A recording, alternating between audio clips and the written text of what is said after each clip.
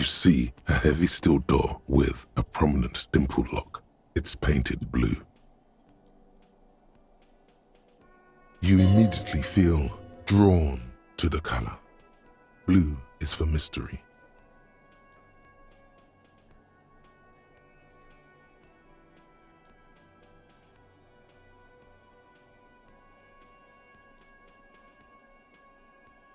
You do? It's a door in the back of the kitchen. Why do you care where it leads?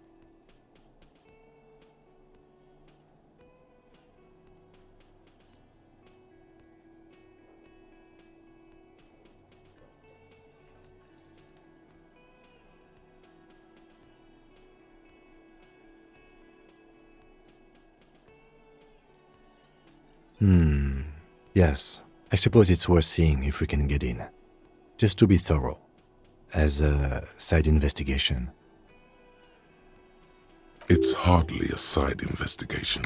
You already have a name for it.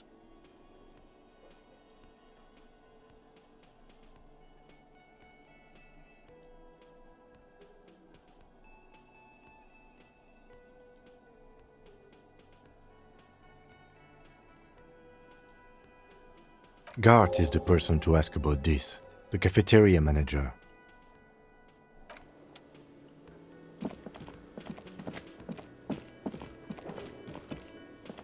Can I help you?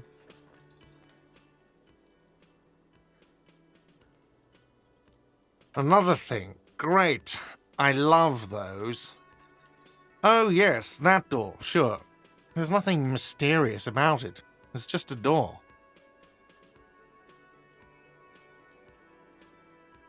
No, I don't have a key. I don't know how to get there. And I don't care either. It's not like I've been wondering about it for 10 years. It's just the frit warehouse, probably. Wondering about it is, of course, exactly what he's been doing for 10 years. Or some boring storage space with a bunch of old junk and dust. Junk and dust. He's attempting to maintain an air of indifference. It's absolutely not convincing. Fine, okay, a little. But my job doesn't leave me time for wondering about one locked door in one of the cafeterias I manage. So, I haven't opened it. I have cleaned the whole place 100 times over, though, after the animals. And I haven't found a key, so good luck with that. Yes?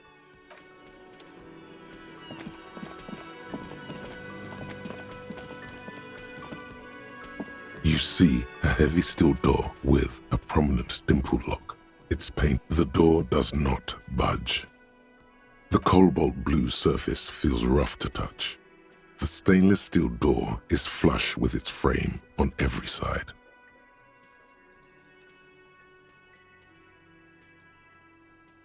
It leads to a side building, adjacent to this one. The old building next to this, half ruined. Whatever is behind it must be older.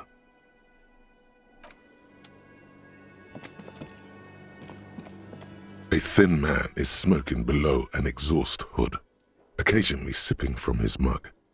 This must be the Whirling's cook. As you step in, he nods toward the table and says something in a completely foreign language. The only words you can make out are Garancy and Quebec. Okay, it's definitely not his name. Whatever you do, please don't call him Garancy Quebec. Please, it's not funny.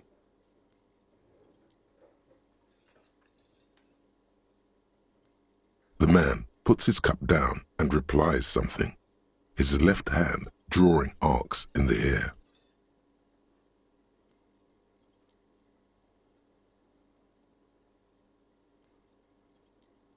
He looks up at you, then looks away quickly, shrugging and muttering something to himself. Shrugging is an international sign for, no, I don't know what's behind that door.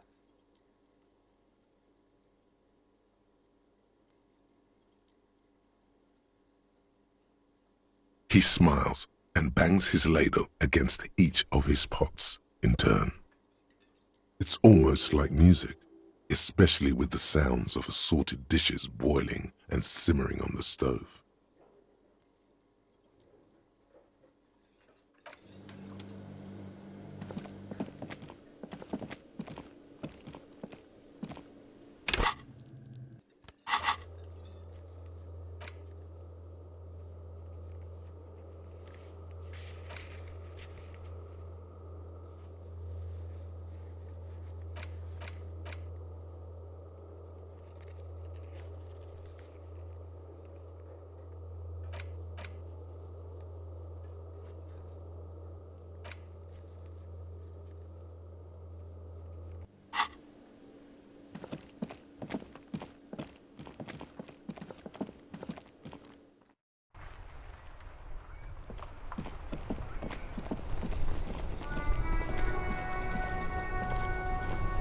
I am a gander and a hunter and a gatherer. Feel like a traveler. A simple little cadence. He seems to be making it up as he goes. From another planet. Hey there. It's the jam, my man.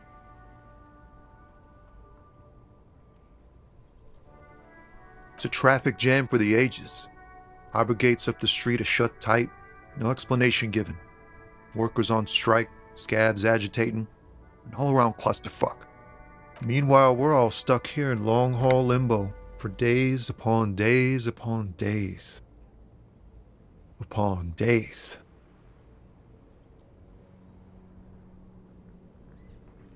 Feels like forever. Like I was born on this here roundabout and this was all I ever knew. Just me and the metal and the tires, the oil and the fumes of mazout. Mazout is an antiquated term for heavy fuel oils.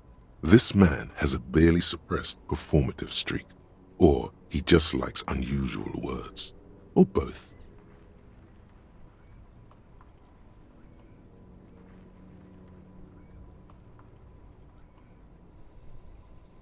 Yeah, imagine. It's been a whole week already. So tell me, what do you need?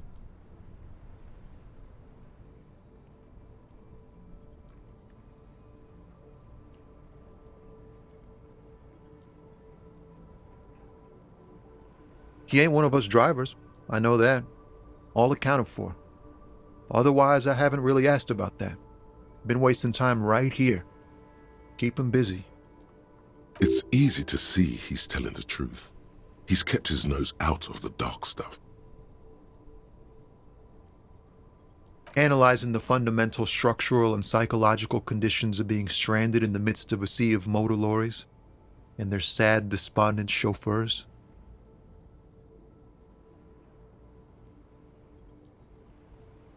Ask for his conclusion. A sense of surprise there ain't more bodies hanging from more trees.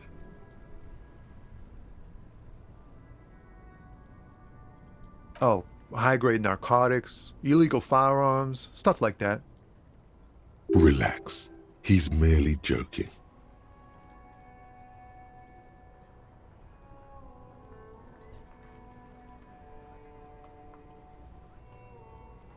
Can't even get a few jokes past you, my man. I've got another haul of found cargo. Mostly sporting goods, tracksuits, and that kind of thing. They usually get shipped to Grad in the Occident, though we've been making headway in the Il Moran market lately.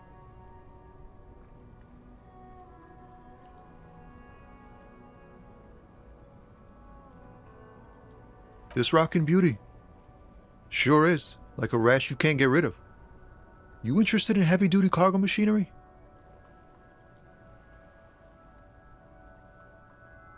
A motor lorry, also called a camion, on Caillou and neighboring islands.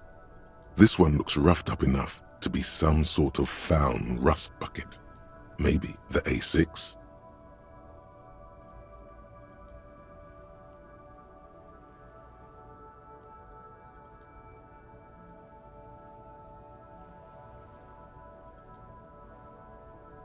Good eye, my man.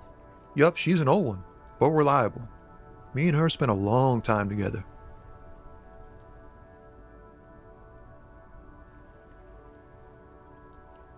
We're pals and all, but I can't just freely hand out the merchandise. The bosses won't be happy. The man taps his fingers rhythmically against his arm. It's like whatever's going on over at the docks. Workers got a blockade set up, making demands, no way in or out. Some pretty wild stuff, I hear. Like a giant new power crane in half the company? I forget what exactly. Good on them, I guess. I've heard talk there's a company rep in town too.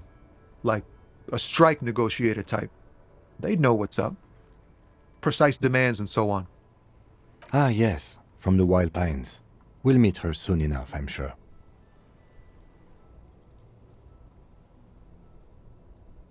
They want to keep that money flowing in, my man. Ka-ching.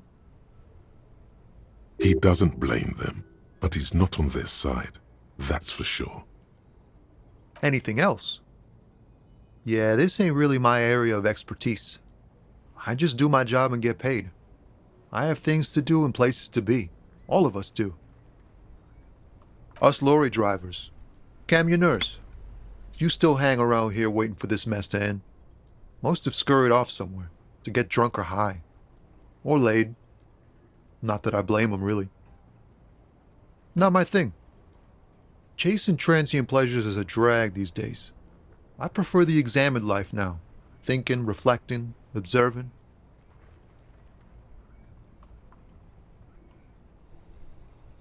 Don't be a stranger.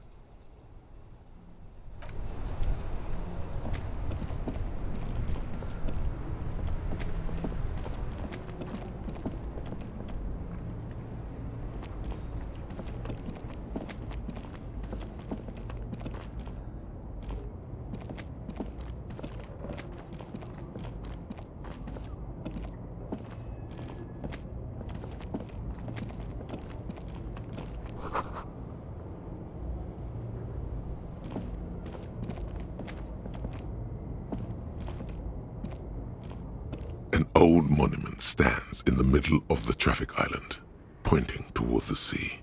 It looks as if it's been reassembled piece by piece, secured and mounted in the air with the aid of numerous ropes and rods. A silver plaque on the statue's pedestal reads, "I am Philip III, the Squanderer, the greatest of the Philippian kings of Revachol, son of Philip II, the opulent, father of Philip IV, the insane." Even by the standards of the Philippian kings, old sumptuous Philip was known for his profligacy. Well, he blew through the whole national treasury, starting the decline of one of the penultimate century's greatest superpowers, the suzerain of Revachol. His own maladministration foreshadowed the fall of the monarchy during the anti-centennial revolution, an end to his family line and the monarchy on the Insulindian Isola.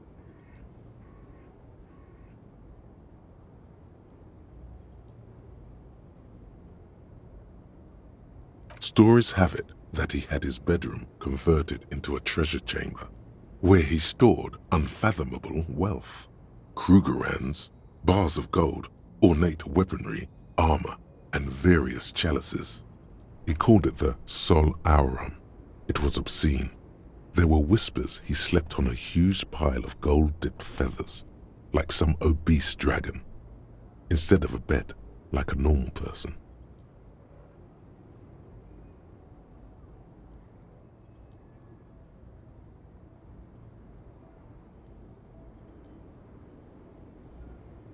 But wait, you haven't even heard about his fabled cocaine addiction. You see, old Philippe wasn't just good at squandering the national treasury on gold and ceremonial weaponry, he was also a prodigious snorter of nose candy.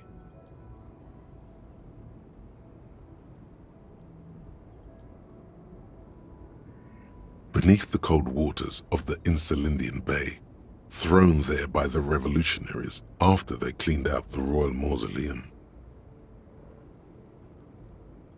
The original was blown apart by communards, then further damaged during the landing of the coalition's airships during the turn-of-the-century revolution, when Martinez was leveled. Most historians think the coalition's hasty landing may have ultimately saved the statue. If the communards had more time, they would have reduced it up to even finer pieces. Some years ago, a group of liberal, artistically inclined individuals, designers mostly, thought it would be ironic to restore the statue of the most wasteful ruler of Revachol in the poorest part of the city. The statue is supposed to capture the moment it was blown apart, like an instant frozen in time, a rare butterfly trapped in amber, floating on a sea of shit.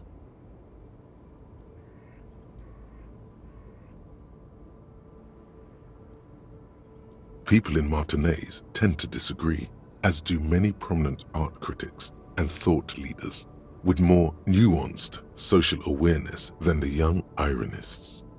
Those critics might have it wrong though. There's more to it than just ironism, but you can't say what precisely. Perhaps this art mystery will be solved at a later time. Philip III, the squanderer, however, with his bronze face up in the air, doesn't seem concerned about what the hoi polloi think of him in death.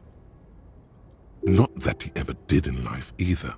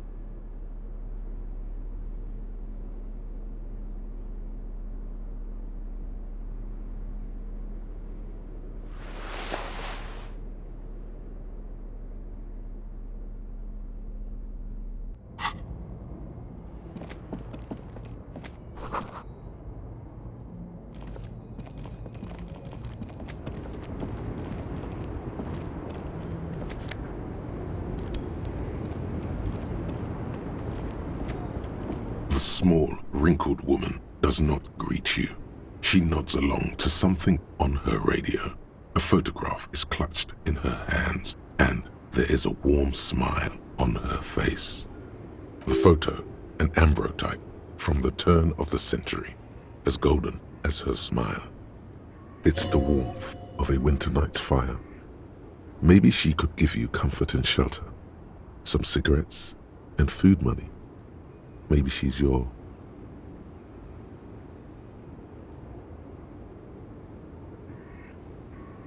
No response. Wherever this woman is, your words fail to reach her.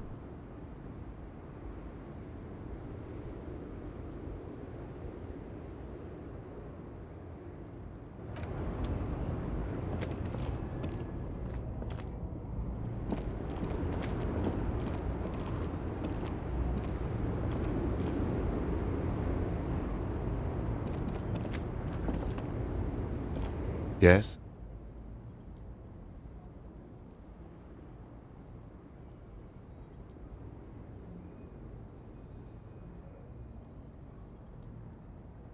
Me? I don't see how my life is pertinent to the investigation.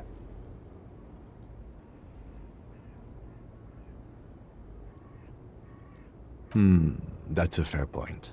All right, for the good of the investigation, what do you want to know?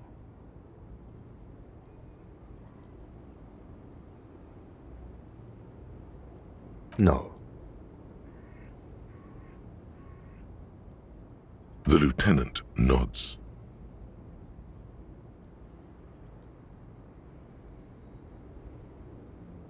What do you mean?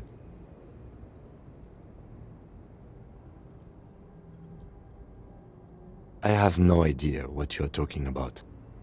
The lieutenant's conceptualization skills must be rather rudimentary.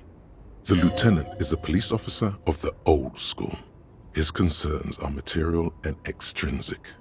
But this isn't an old school case.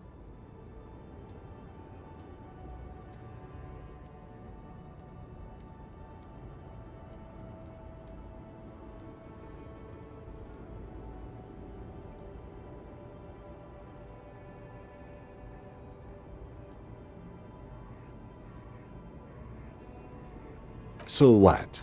That makes you the new school? God spare us. For real detective work, nothing beats a good notebook by your side. The lieutenant produces his familiar mnemotechnique A6 and idly thumbs through a few pages. We all have our different mediums. His is written. That's because I'm half Seolite, or quarter. My father's father was from Seoul. So was my grandmother, but from my mother's side. It's not an interesting topic. It's a part of the world, officer. A geopolitical entity and a geographic division. I told you it wouldn't be interesting. Seoul is a protectionist, isolationist, pan-Isolari state west of the Insulindian Isola. Actually, it's quite interesting. Some would even say mysterious.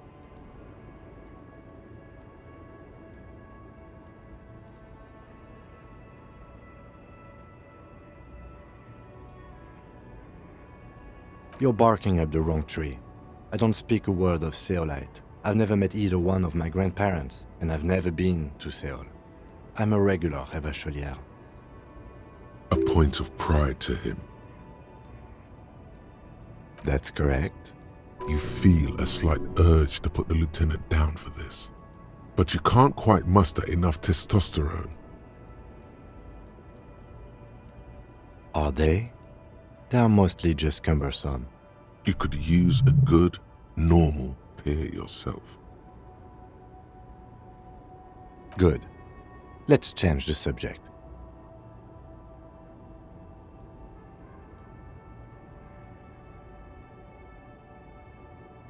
No response. He just arches his brow. He's having trouble processing it, believing it even.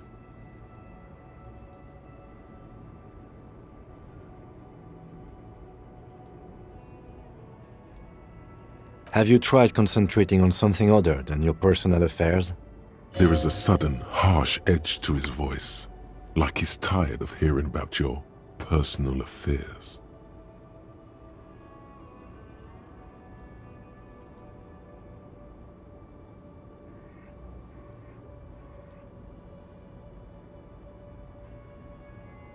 Focus on other people's troubles, not your own. That is a relief. A moment passes. The lieutenant glances at the sports watch on his wrist.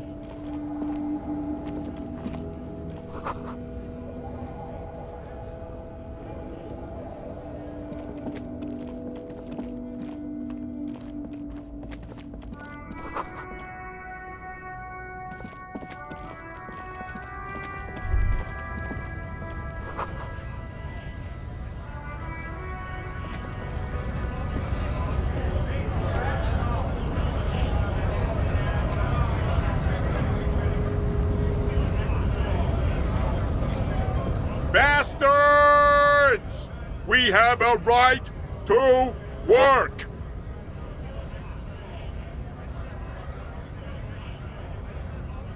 Hold up and stay frosty, everyone.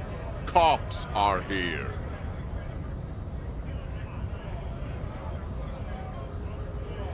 You here to fuck with us? Beat the honest worker down. Good. We're fighting for a cause here. Right to work! Right to work! Besides, we're not that different. It helps if people see us talking, cops and strikebreakers together. Shows authorities are on our side. Builds confidence.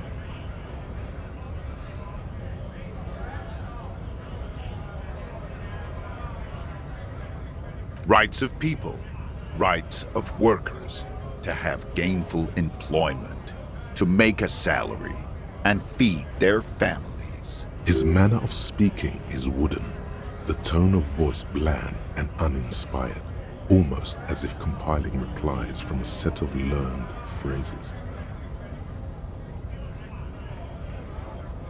Maybe you should ask them the questions, like why we're not allowed to make a living here. Shame on you! We have families to feed, you piece of shit. So do we, Scab.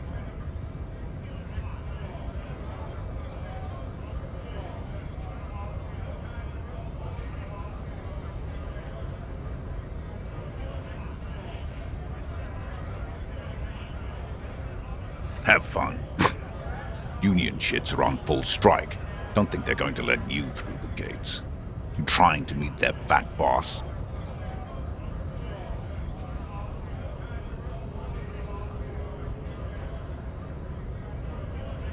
I know nothing about a murder.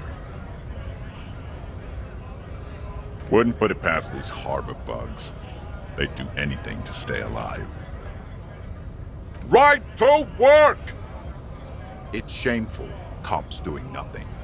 You should bring backup, open up the gates for us. Blockading gainful employment for workers is a crime.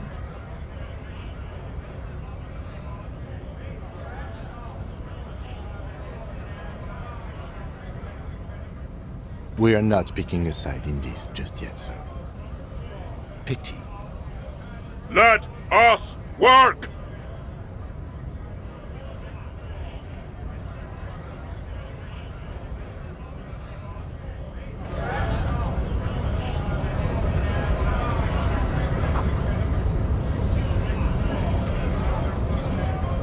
Scab? You're hazy on the notion of a scab. Smells like politics, though.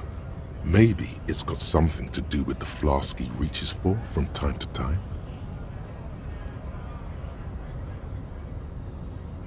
I was just messing with you. No one's ever seen a cop scab.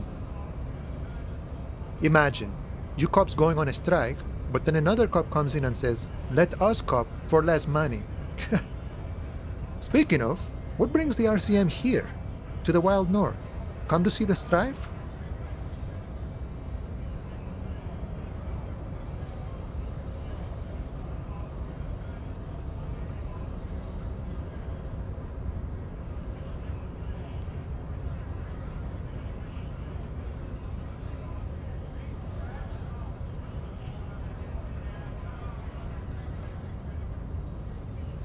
Murder, huh? That sounds like a lot of hard work. You'd never see me investigating a murder.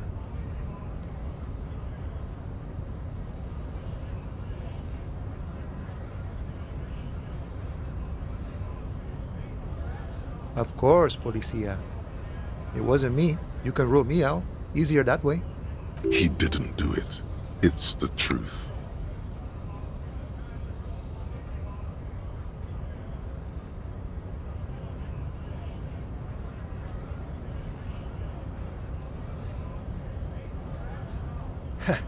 The little boy had the good on his promise.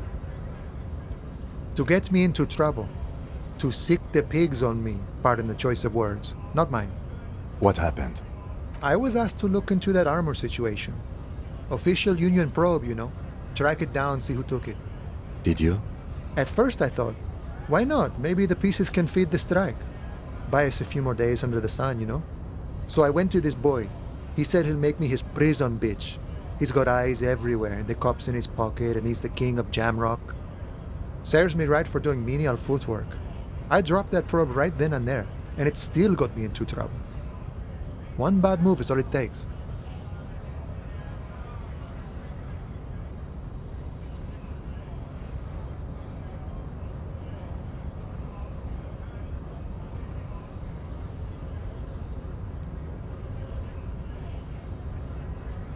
I learned that people don't want to talk to a drunk union man about some armor.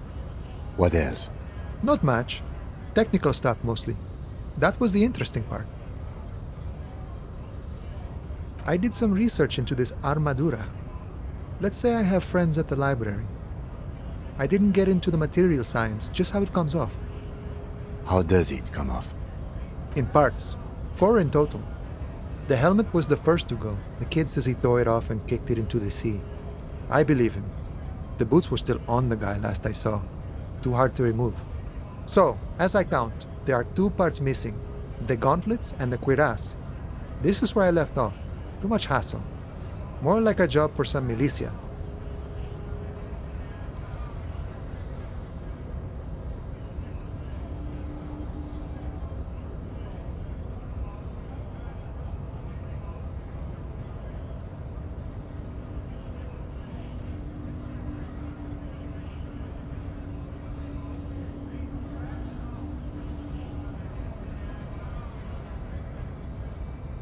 Oh, they're just gone. They don't exist anymore, if they ever did at all.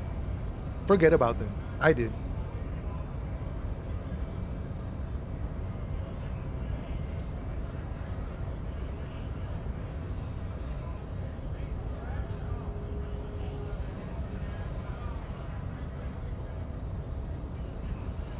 All of it?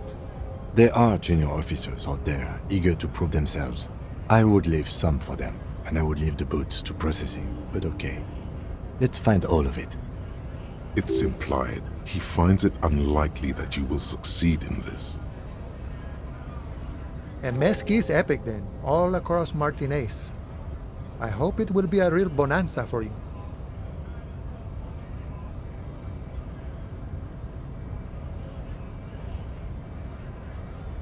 No problem.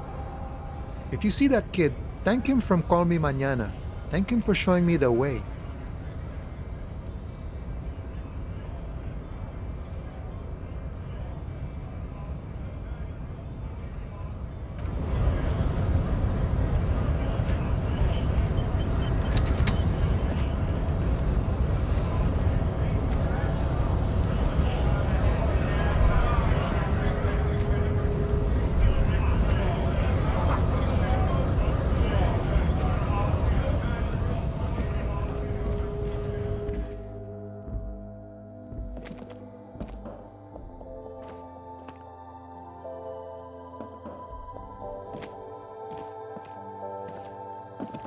You see several packaged raincoats fill a low shelf beneath a display of croissants and juice bottles. The raincoats are transparent, except for the big Fritta slogan on the back.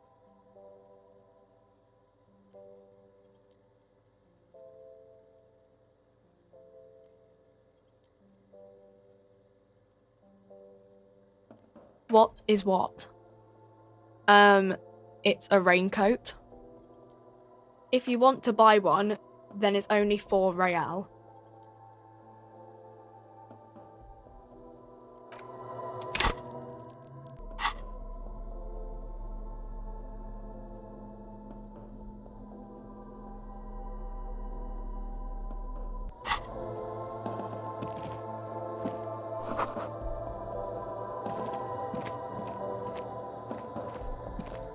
The tear machine stands in the corner.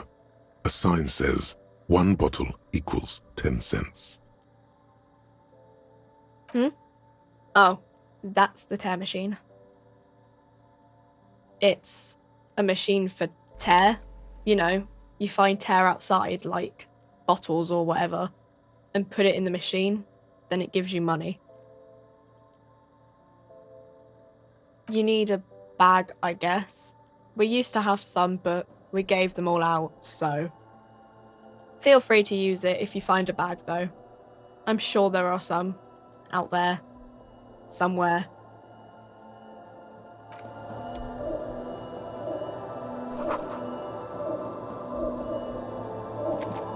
A small cabinet on the wall is filled with various medicine bottles, nasal sprays, and blister packs. They all bear the Saint Baptiste Pharmaceutics logo. Their logo is the bloodless rose, pure white, untouched by harm. Just ask me if you need anything from Saint Baptiste. We don't stock prescription meds, but we do have Nosafed, Duramine, Magnesium, and Hypnogamma.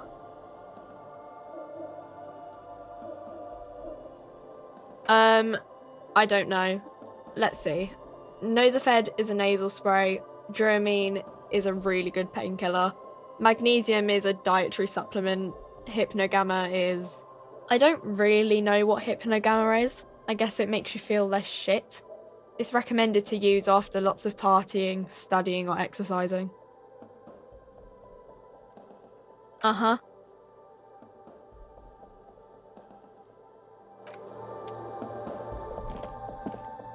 A colourful display of cigarettes and alcohol bottles line the shop wall, inviting you closer.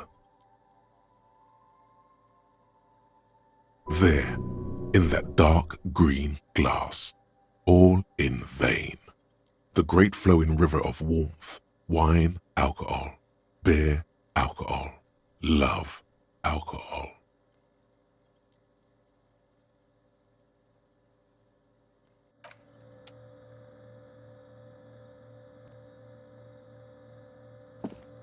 Welcome to Frit. Feel free to look around or something. Everything is out on the shelves.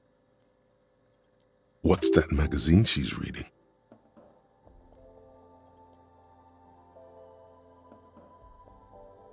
I don't know. Frit?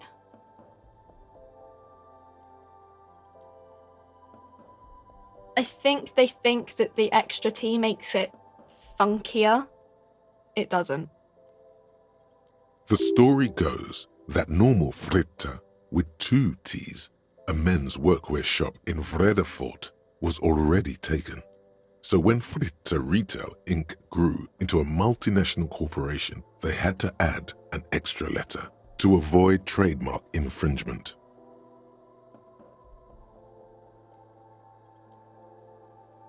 You mean this? This is Pop Stars. It's got, like, famous people in it. It's not for sale. Looks like it also has something called Police de la Mode, featured on page 34. This speaks to you.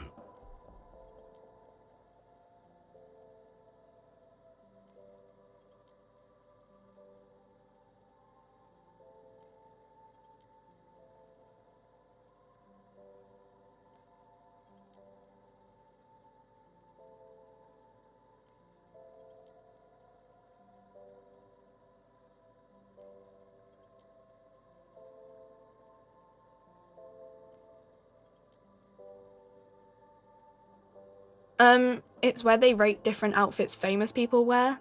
It's kind of funny. They're kind of mean. It's about who's the most stylish.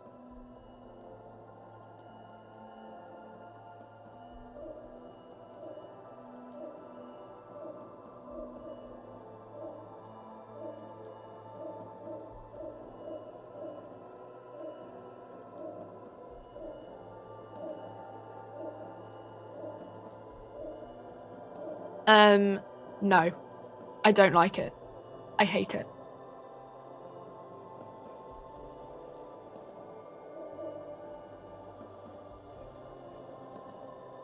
We are not the fashion police. We're the real police.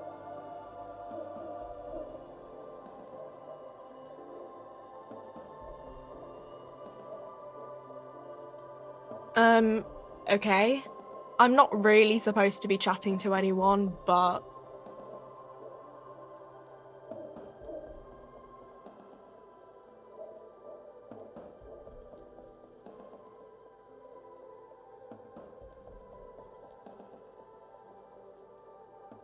A warehouse? I don't know. Maybe. I don't really care what Frit does. She looks up from under her brow. Fine. Frit doesn't have a warehouse. Just a little back room here. Okay?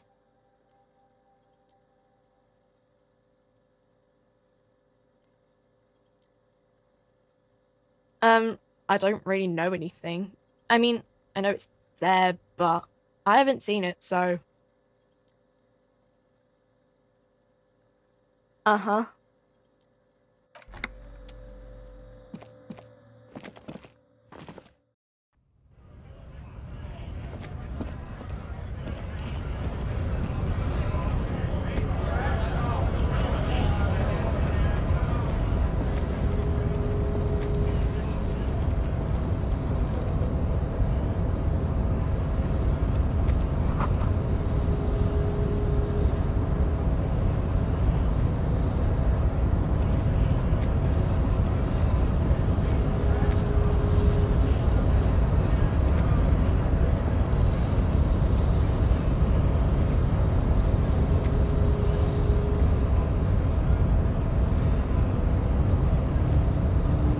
Your body betrays your degeneracy. Yeah, Measurehead. His body totally betrays his degeneracy.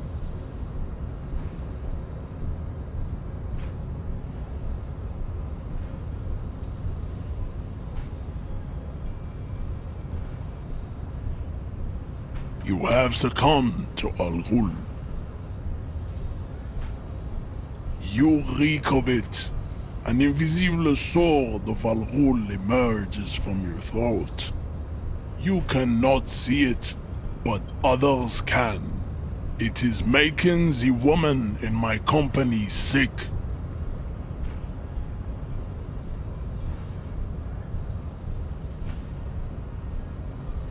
Yes, Al Ghul. He means alcohol.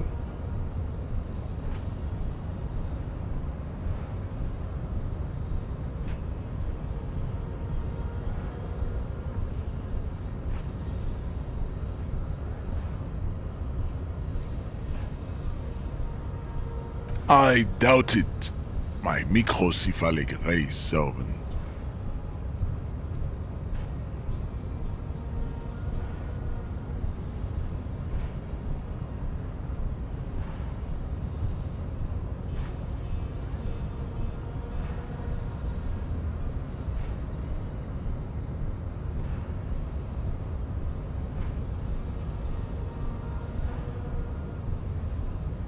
No, you don't. You need to get another drink. Occidental Haplogroup B4 is done giving orders around here. The influence of the ham sandwich race is waning.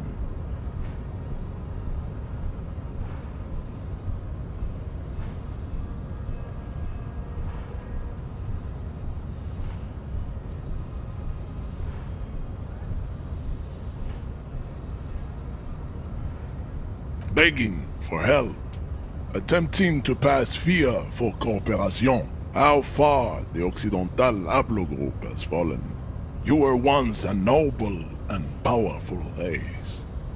You gave the world eugenics, electricity, and powerful weapons of war like missiles and aerostatic aircraft. You made great gains in metallurgy, race theory, and statecraft. You dominated lesser cultures, like the deformed Hemians and the inexplicably potato-obsessed Khoikos.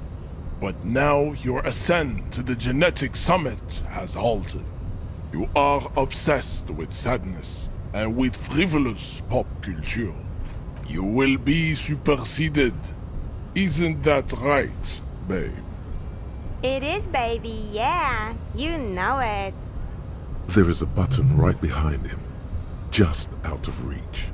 It must be the one that opens the door to the harbor. This man is not budging. Let's hope his superiors inside are more cooperative.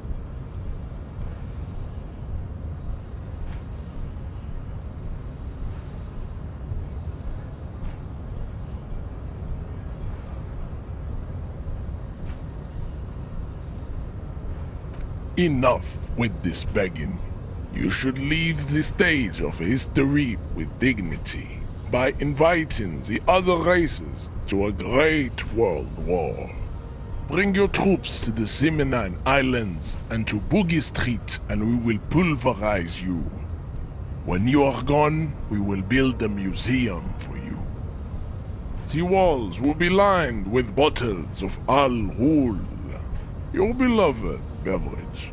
Inside, we will store the odes to homosexuality you call art, and your microcephalic skulls. There may be a peaceful solution to this. You could internalize Measurehead's race theory. He would take you as one of his own.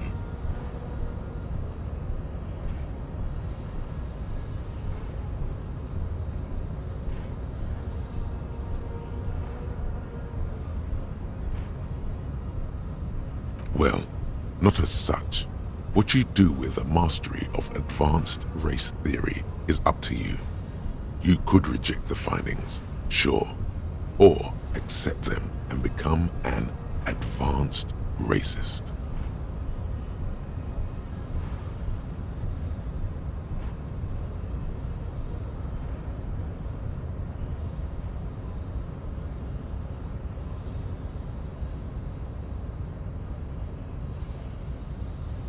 Racists are generally not very good examples of their race. I am not like them. I am craniometric perfection. I have taken the trouble to permanently draw a phrenologic grid on my skull and features. This should dispel any doubt. The drawings are precise and look true to their pseudo-scientific ambitions. One thing, however, it is not entirely free of throwbacks in the phylogenetic tree. His large jaw, for example, could be a trait indicative of criminalism. Also, his earlobes could be smaller.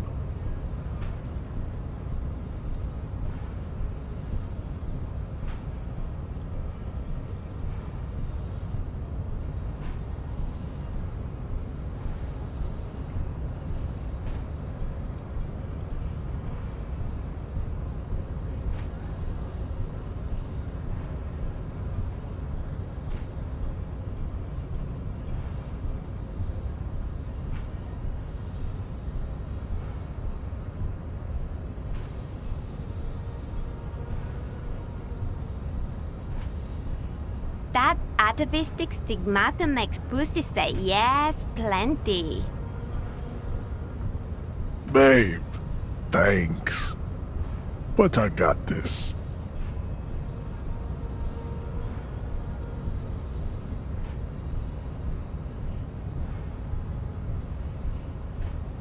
Don't be vulgar. White or not has got little to do with this. The race enigma runs much deeper than that.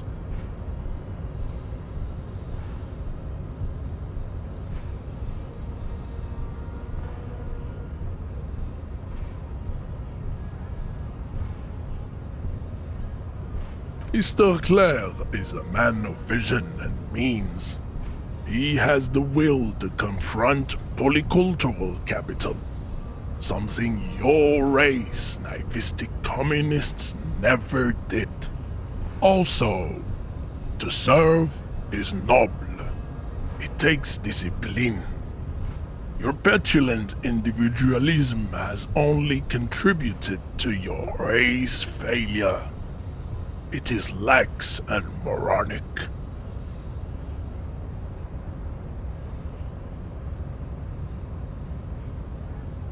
Jam. Individualism. You have gotten these ideas from degenerate youth culture, have you not? You have picked them up from rock and roll songs?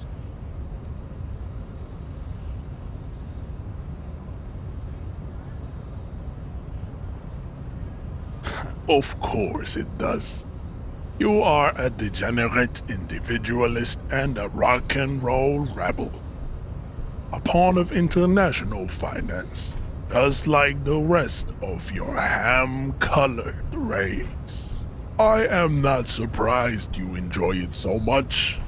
This has happened to many of the side products of the inevitable cultural victory of the Seminoles race.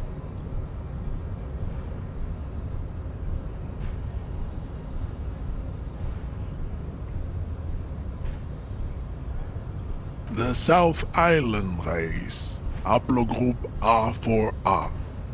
We are the rightful masters of the Insulindian archipelago. We descend from the Areopagites of ancient Pericarnassus and arrived here 4,000 years ago. Millennia before you. We are the future. That is all you need to know. I am a descendant. The narrow streets of Ulumbuir are with me in my genetic dreams. I see young Seminoles women walk into the grey mass on Ile de Fantôme, waiting on immaculate conception from the pale.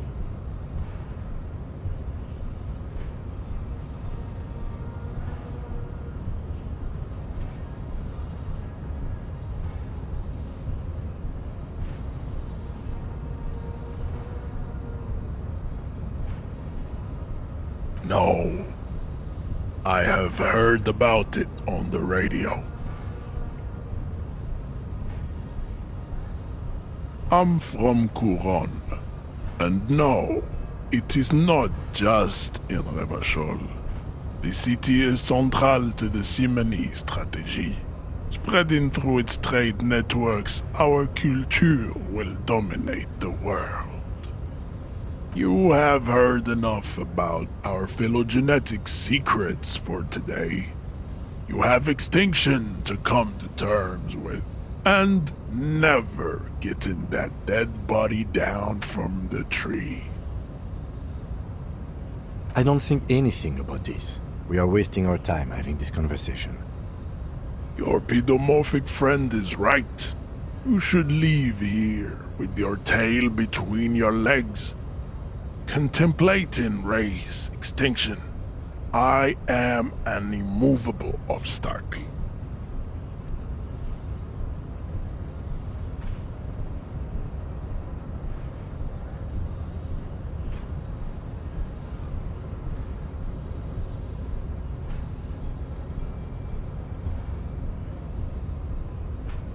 We still need to get into the harbor. We need help with the tree situation. There must be another way.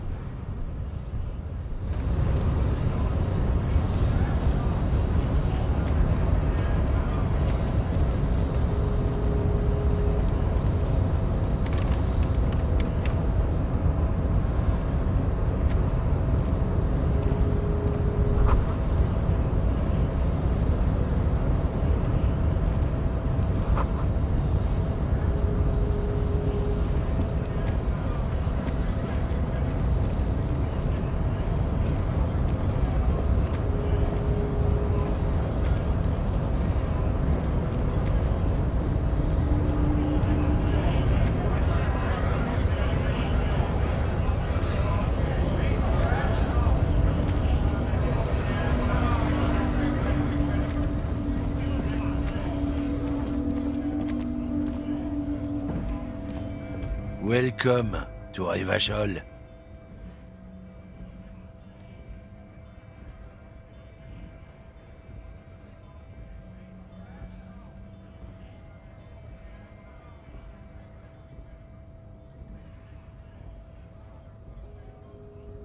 Don't you welcome to Revachol me.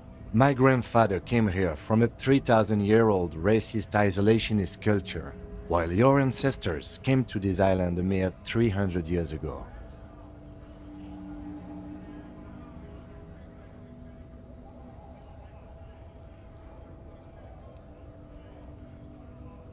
Every school of thought and government has failed in the city, but I love it nonetheless. It belongs to me as much as it belongs to you.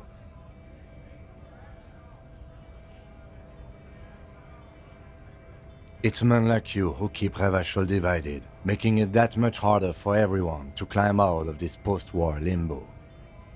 What he means is, fixation on the Revacholian nation makes it harder for Revachol to actually attain self-determination.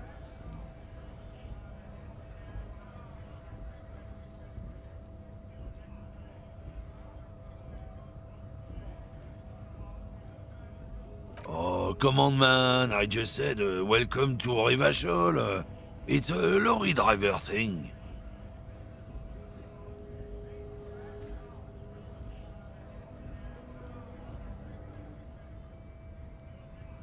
I know exactly what you meant. You think my kind doesn't belong here, that I should watch myself and behave. But you see, I'm an officer of the RCM. It's actually my job to make sure you behave. I would advise you to remember that. Silence. The air between them becomes tense. Your partner needs backup. Now's your moment to shine.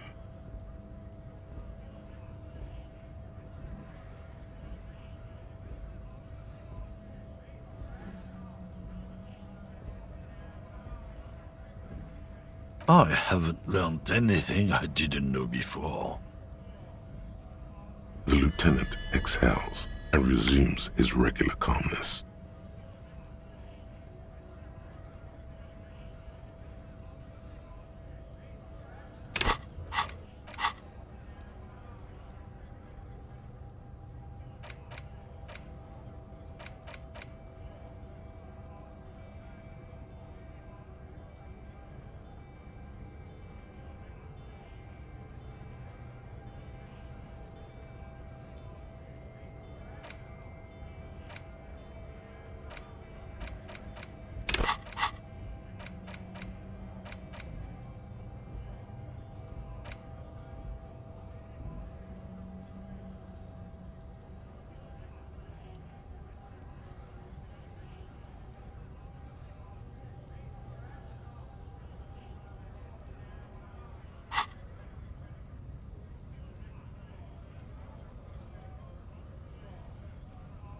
Whatever you say, officers.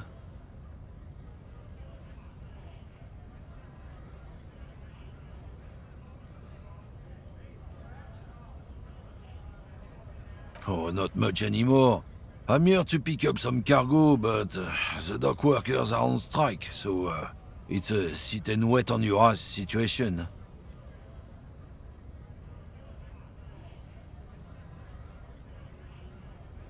The strike? Oh, they've been at it for a while. A month, 2 months maybe. But this here is just the last week or so. Apples? Apples is exactly the kind of thing you'd say if you had something to hide. Yeah, apples? I take it you had other questions? Oh, not much anymore. I'm here to pick up apples. Apples is exactly the kind of thing you'd say if you had something to hide. Look, as detective, I come from a long line of lorrymen. We got ancient rights and privileges. Oh, I'm here to pick up a load of fucking apples, man. Just regular, Koiko-picked apples. Koiko may be another derogative. For a person from Grad, you think.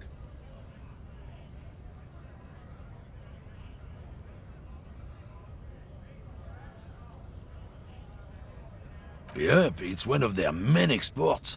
They grow him down South Yekokata. A beautiful place. Got great scenic vistas.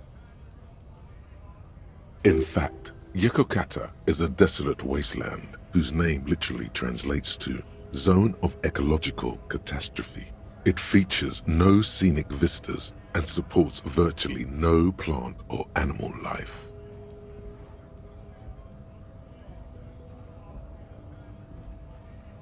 Yeah? Says who? Then, I guess they grow apples somewhere else. You can never really tell with those koikos.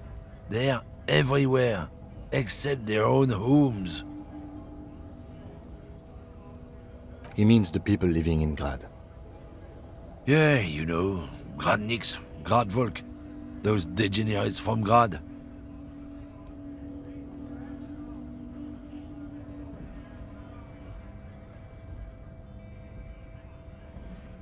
Cause that's what they're all called. Koiko Pichik, Loslav Koiko, Koikovich someone. Low self-esteem, those guys have. Mind you, they look Occidental, but they're not really like us. Huh?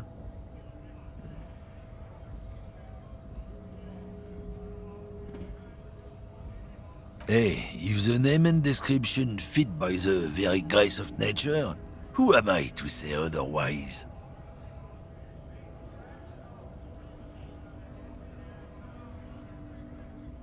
Apples.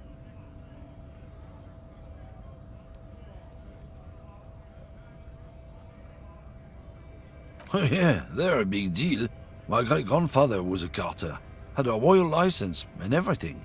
We've tried to hold on to our privileges. Sure fucking is. We have a guild and everything, huh?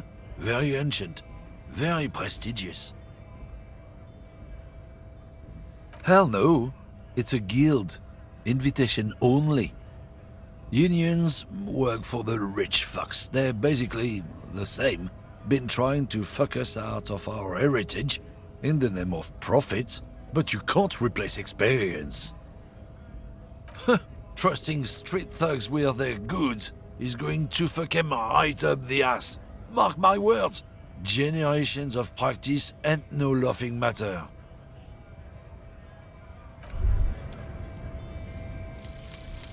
Lonesome, long way home. Here we go. Home awaits. Walk past Station 41 and through the market, past the Boogie Street spearhead to the other side of the lake, the frozen eye at the center of the district.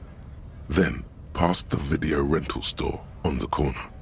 There, at the end of a street lined with pine trees, a small house no larger than a matchbox.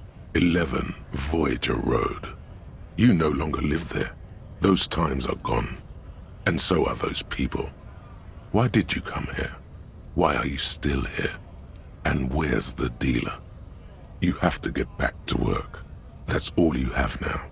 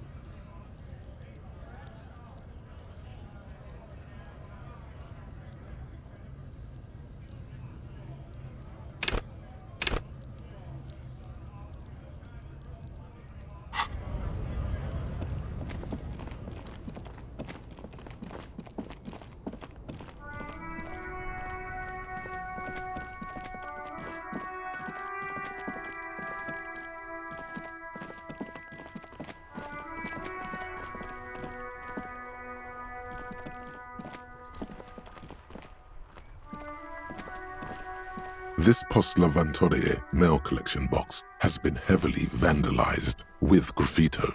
A closer inspection reveals 2 bullet holes in the front.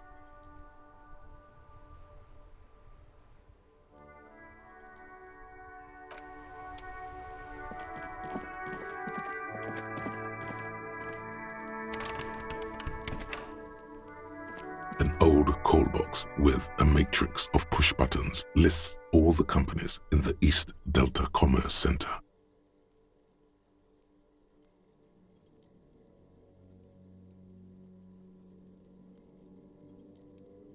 You wait for a minute or two, but all you get from the call box is silence.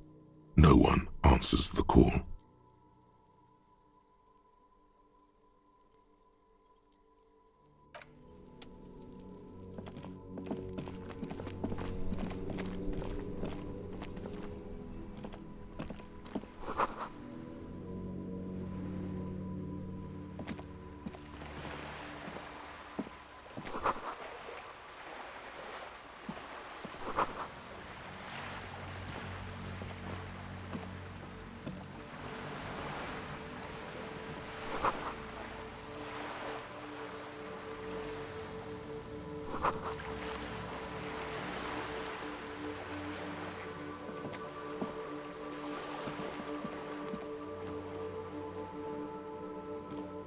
Hello, sir. Step right in. The store is open.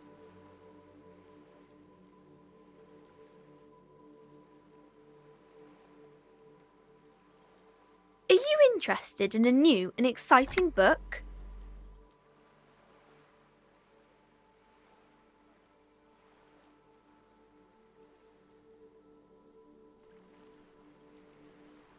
Okay, sir. I'll try to answer any questions you have. I hope they're about books. My name is Annette, sir. My mum, her name is Plaisance. She owns the store. She's inside minding the register or organising the stock.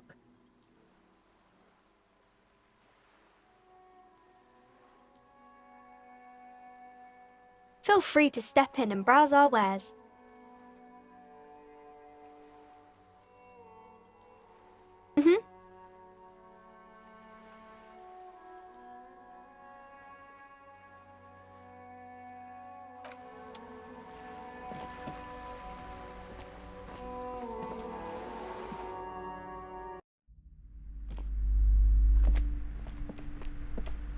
A small mountain of colorful board game boxes. There are numerous types of games for all ages. A lot of shelf space seems to be taken up by Wirral-related merchandise.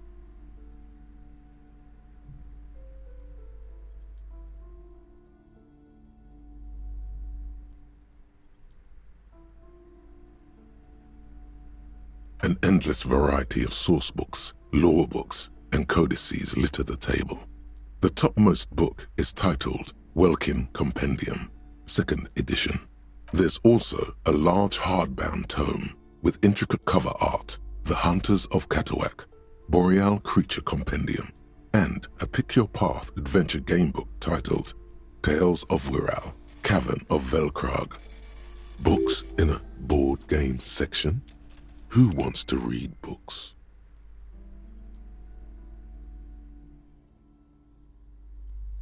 There's a box that says Wirral, 3rd edition Mega Setting Supplements Module.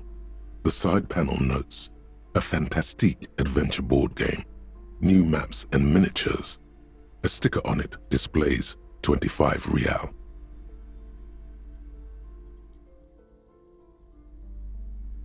That price is steep, but then it's the 3rd edition Mega Setting Supplement, so it makes sense.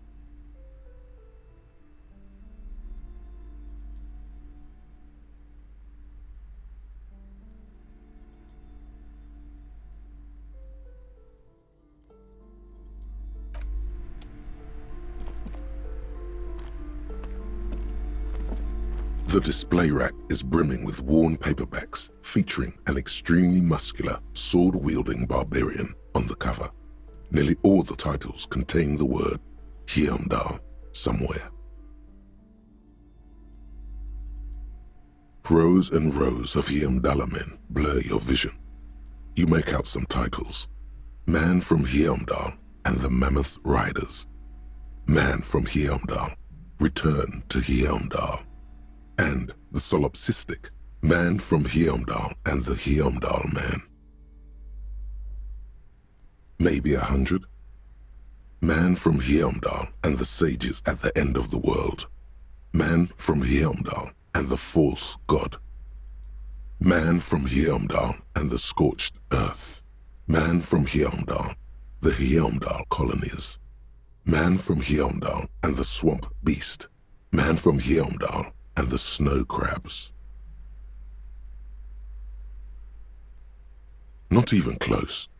Man from Heimdall in hell. Man from Heimdall and the forest of slaves. Man from Heimdall under the lake. Man from Heimdall, Heimdall burning.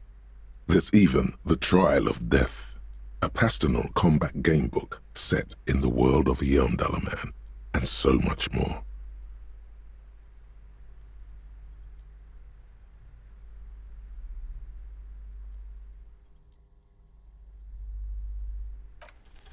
Nothing of interest, only silence and the cosmic background pain radiation.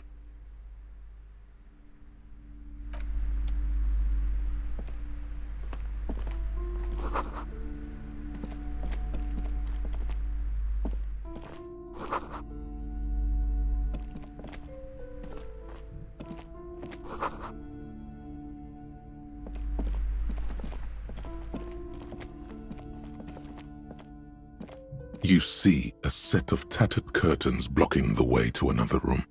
A strange cage-like trinket dangles from the curtains. Excuse me, officer. The back room is strictly for employees only.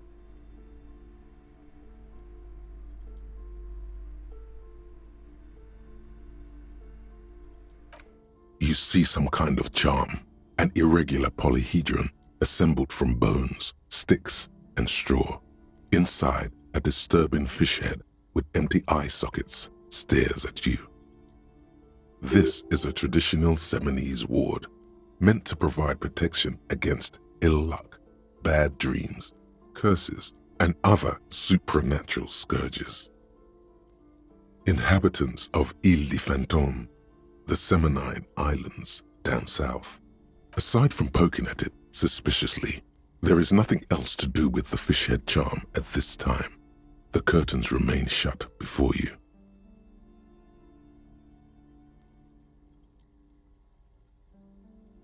Nothing. Now please go back to browsing the books. Don't you feel compelled to look at the books? The books are all you care about. She speaks almost as if she's trying to put a spell on you, urging you to buy more books. Oddly enough, the more she tries to draw you away from the curtains, the more alluring they become.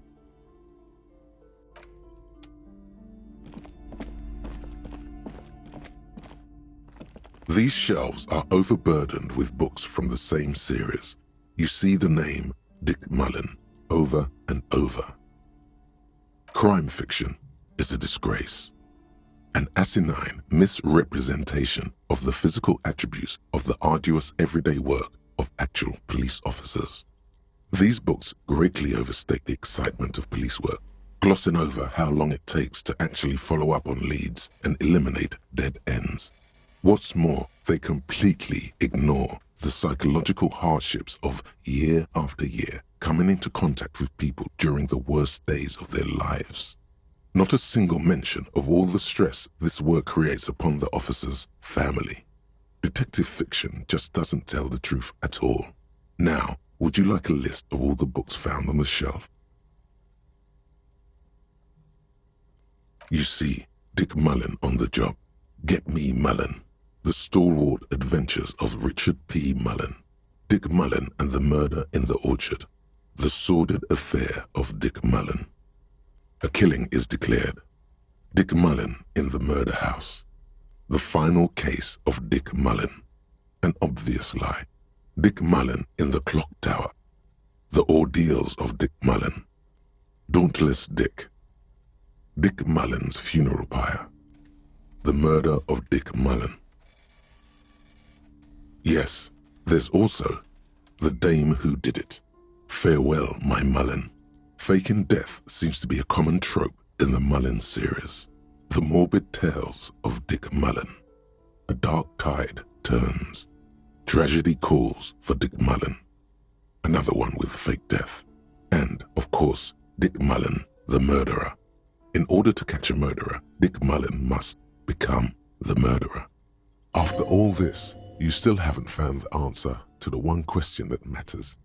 Who is Dick Mullen?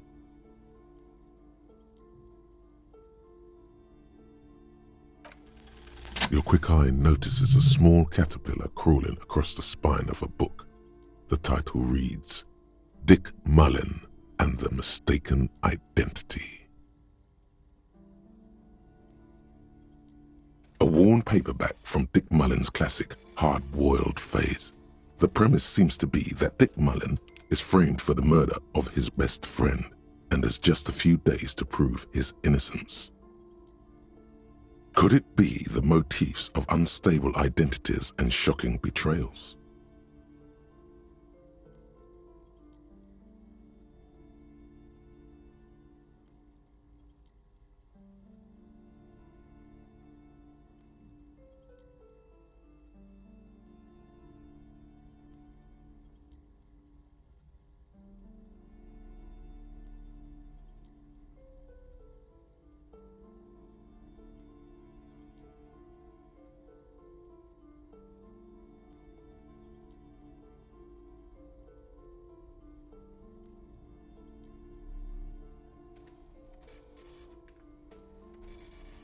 Then this is the book for you.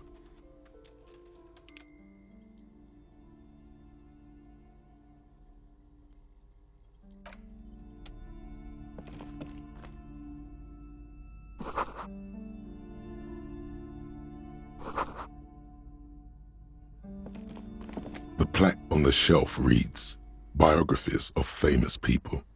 You see a large variety of names, none of which ring a bell. Browsing through all the books with all their names makes your head spin. None of these seem important or relevant. It's all just vapid egoism. Suddenly, a particularly odd title catches your eye. It reads, High-Speed Love, the Tragic True Love Story of Jacob Irv and Alfie Delatraz, by one Cecilia Averbrook. High-Speed Love chronicles the romance between two of the finest tip-top tourney racers in history. One of them is the madcap driver, Jacob Irv. His blonde mane graces the cover. Next to Irv's life story, you see a slim biography of an Occidental rock star called the Anti-Star. He's famous for shooting morphine into one of his eyeballs and cocaine into the other. Next to that, Rivasholian radio personality Guillaume Bevy stands in front of a run-down drug den. He's a permanent fixture on Channel 8, reporting on real-life crime and ruining cops' days. I really must insist you buy one of the books. Reading them is not for free. Do still browse, though, but not too long. I'm sorry, I did not mean to rush you. You are browsing. Go ahead. Take your time. Time is commerce.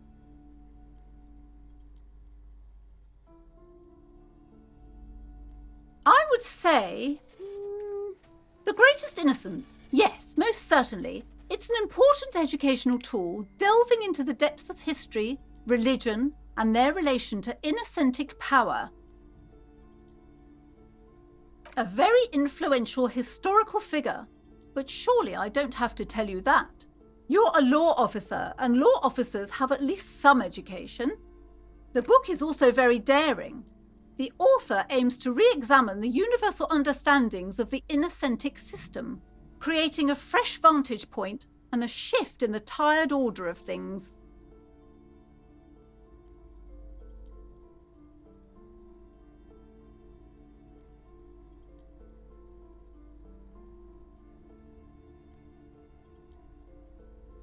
Certainly, it's prudent for a person to have at least an elementary understanding of history and society. Imagine the chaos we'd be in otherwise. You feel like you should get this one. Definitely. It's important somehow. There's something personal inside.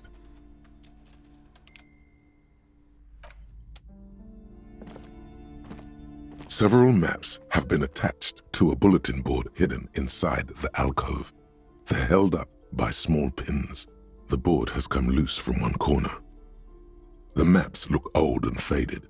Your eye catches a map of Insulinda, a map of Revachol, and a map of Martinaise. This large map displays archipelagos. You see a constellation of small dots on the light blue emptiness of the Insulindic Ocean. The largest in the northeast is La Caillou. You are here. Another, far away in the southwest, Seminese Islands, Ile de Fantôme.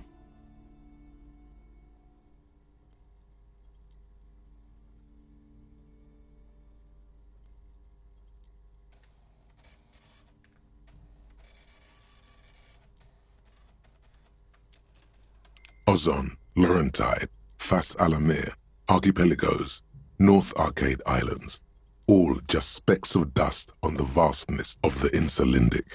On the edges of the map, the color fades into a blur of dotted lines, black and white, disintegrating into mathematics. In the northeast, a dust mite stands on the north coast of Caillou in a bookstore. It's you.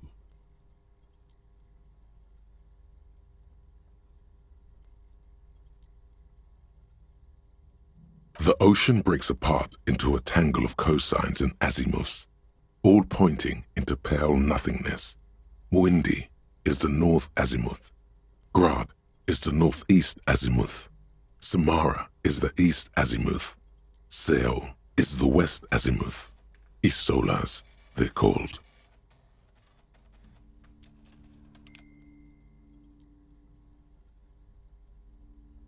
Connections to other worlds. Words past the Insulindian, unknown to you.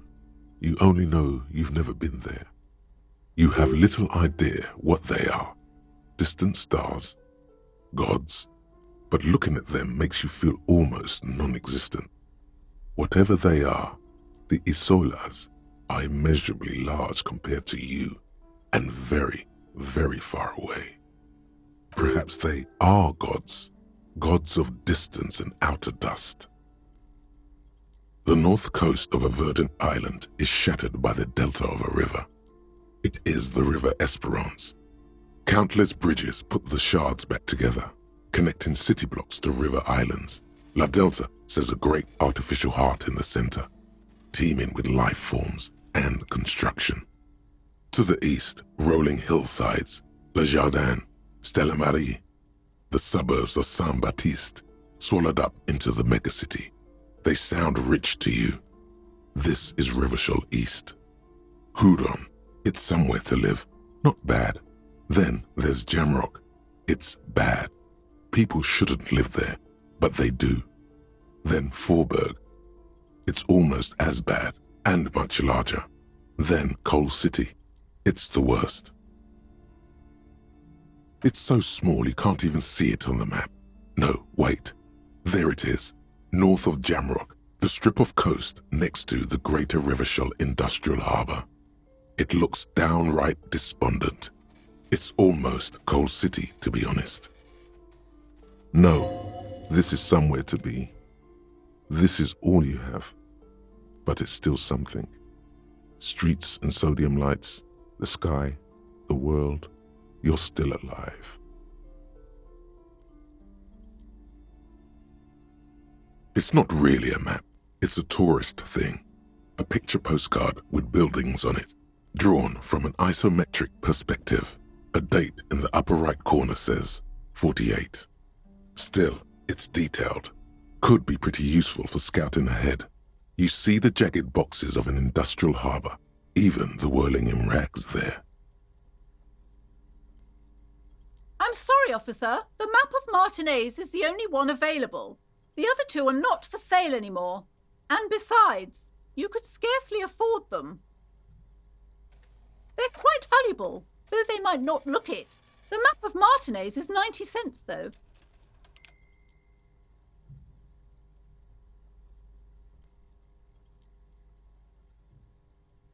That old thing?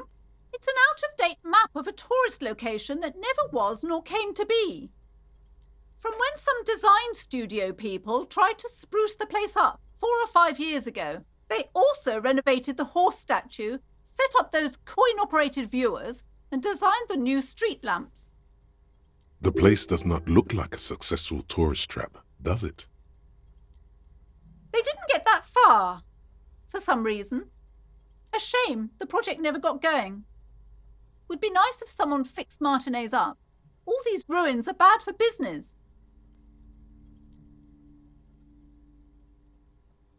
Always good to be informed of your surroundings.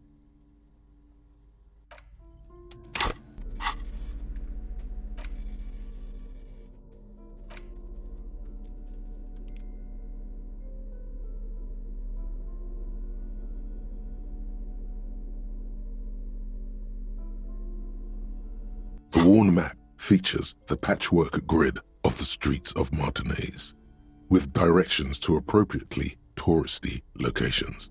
Year 48 resides on the upper right corner.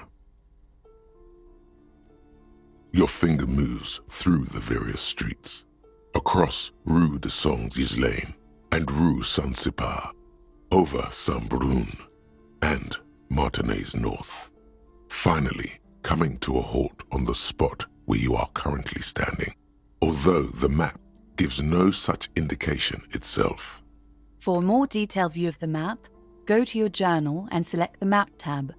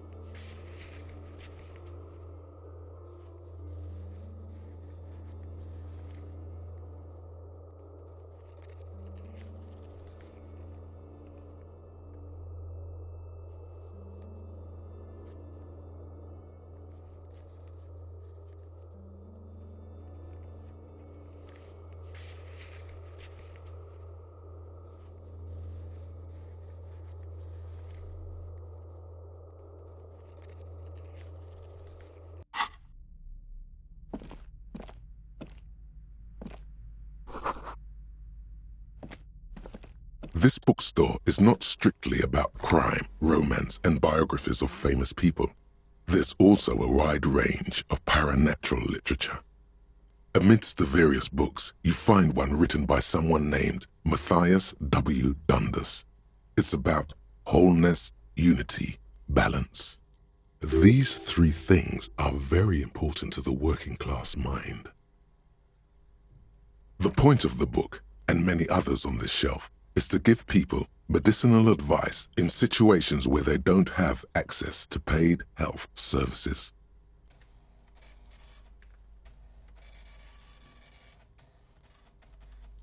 It serves platitudes, while also telling everyone that traditional medicine, the kind people don't have access to and which costs more than this book, is garbage and would only give you cancer anyway, without even curing your cold or anything. Wholeness, unity, balance, on the other hand, can basically take care of anything. Though it is important to note, when it's up to your mind to heal yourself, then it's because of your mind that you're ill in the first place. The book features chapters on topics such as how to find magnesium. It even lists plants you can harvest magnesium from. How to continue drinking if you're an alcoholic who has destroyed his liver. And there's even a chapter on the ancient Seraïs tradition of using duck gallbladder preservatives to treat and prevent sexually transmitted diseases. Pre and post factum apply.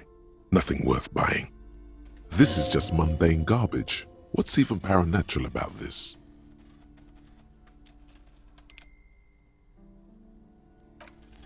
The throbbing in your head increases with every passing moment you gaze at this shelf. Suddenly, as if out of nowhere, a small green book becomes apparent. The title of it reads, Medicinal Purposes of the Pearl. The book contains very little explanation on the matter. This knowledge seems to be taken for granted. The book contains descriptions of various pseudoscientific therapies, alternative medicines, and folk remedies involving the pearl, also known as le territoire.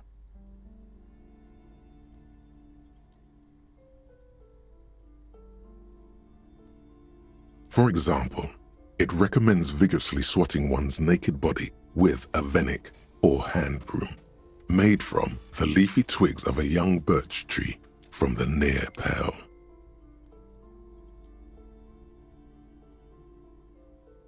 It is supposedly invigorating and good for the circulation. It also recommends consuming distilled spirits like vodka or whiskey that have been aged in the pearl.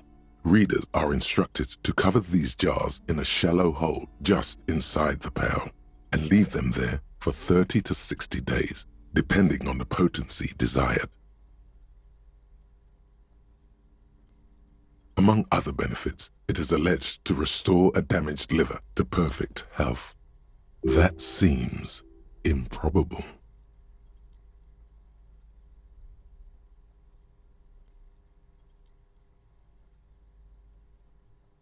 Is it any more improbable than anything else that human beings put their faith in? For general health and well-being, readers are encouraged to take regular strolls through the pearl, though a sidebar cautions readers to limit each stroll to less than an hour.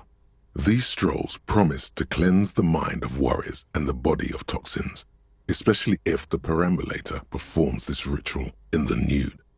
Nudity figures prominently in a number of these prescriptions. This is exactly what you need. There's an entire section devoted to cures for men who are struggling to perform their marital obligations.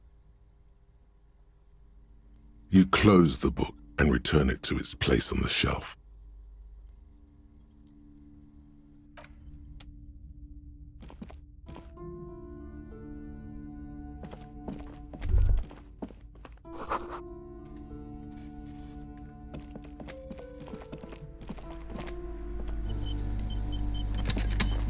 Welcome to Crime, Romance, and Biographies of Famous People. My name is Plaisance. Be welcome, and please take responsibility for the energy you bring into this space.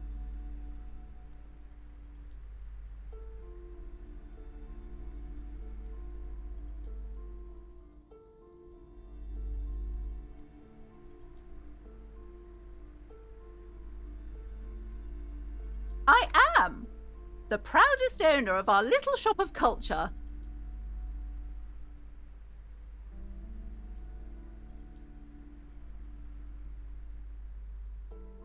Annette, yes, my daughter. I hope she wasn't slacking off again with her nose in science fiction. Tell me, was she at her post doing her job like a proper girl? Wonderful! Did you talk to her? Great! On a scale of 1 to 10, how compelled were you to buy books after talking with her?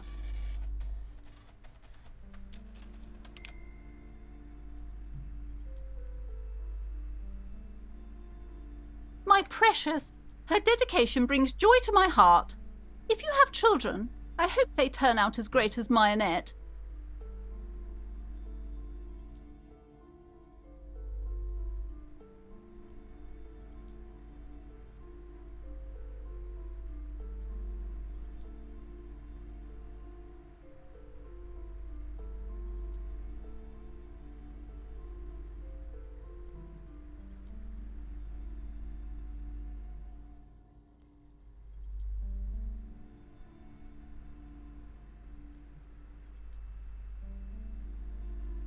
The woman before you scans the store, her shoulders rigid and tense. Every now and then, she nudges her glasses.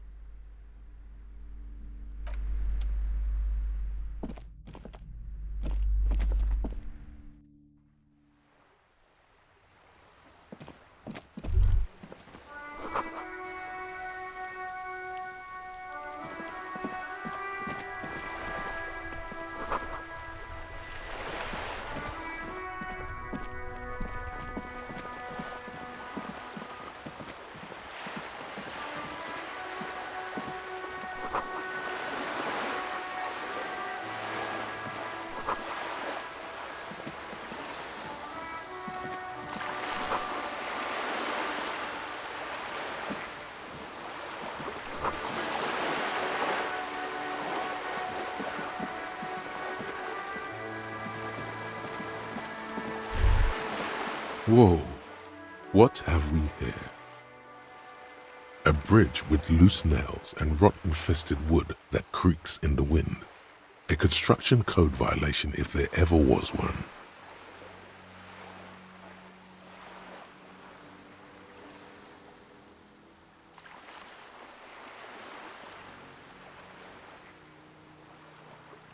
True, they never cleaned up the war damage.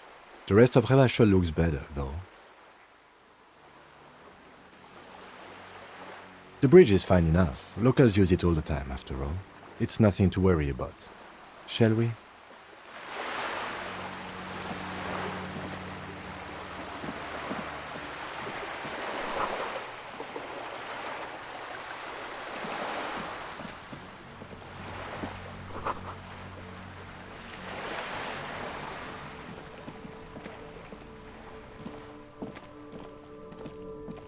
This is a wall on the side of an apartment building.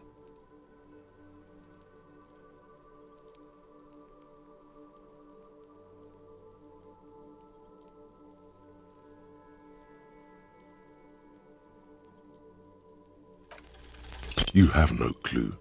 It's just a wall. So many walls all over Martinaise, weather-worn, cracked, their paint peeling.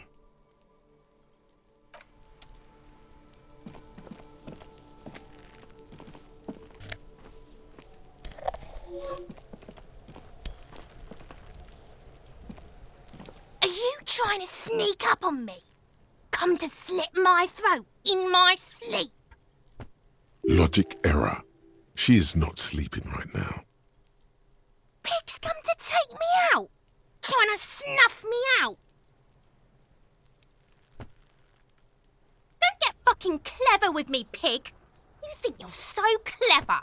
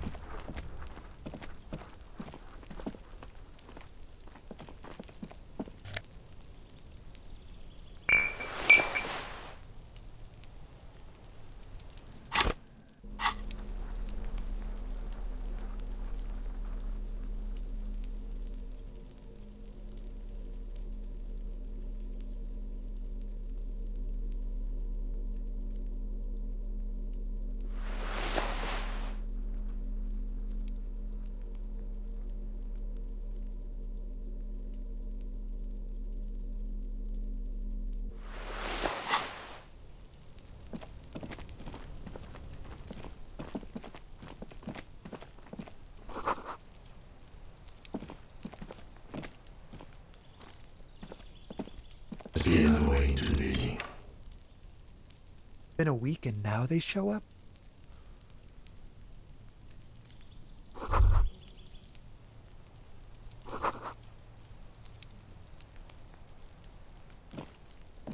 You see a young man on a balcony nursing a cigarette. His eyes have been following you for a while. Not looking for any trouble, officer. It's the voice of someone who has something to hide, my liege.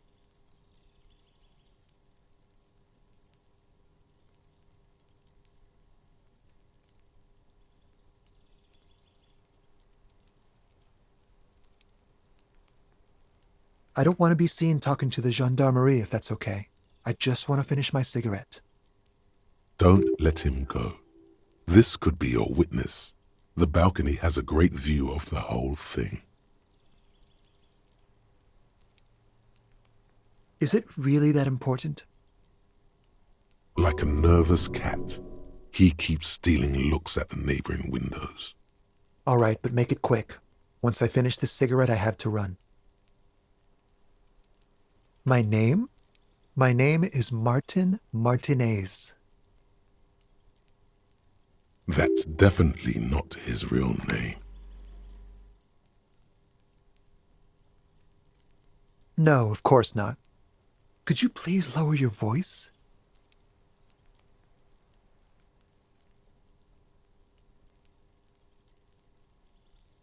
I'd even go so far as to say that the view is a little too good, my dear gendarme. Do you have an estimate of when the body will be taken away?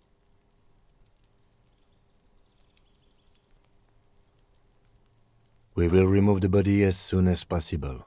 Now tell us, where were you last Sunday? Oh. You already asked me that, didn't you? Wait, is someone else investigating the lynching?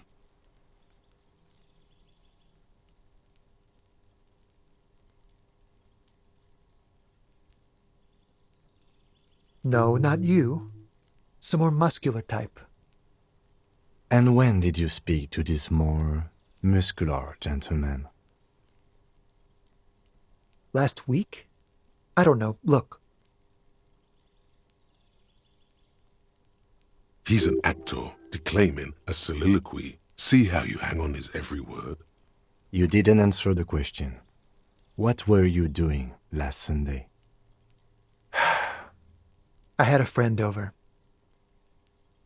It was my Sunday friend. He doesn't reply, gesturing no with his cigarette. In the neighboring windows, you can see faint reflections of his silhouette, all from different angles.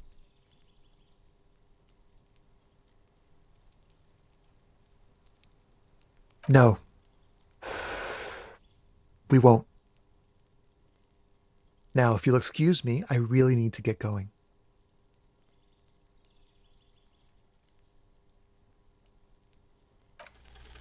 Time to bring out your secret charm. Tears and begging. Show him your emotional side. Throw yourself before his very feet like a dog.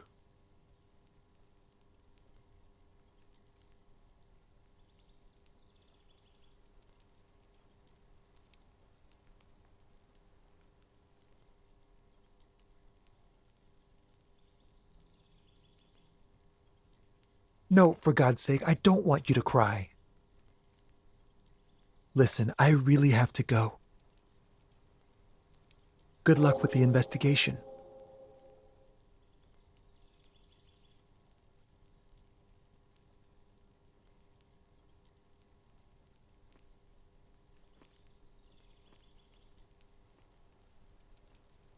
He's gone.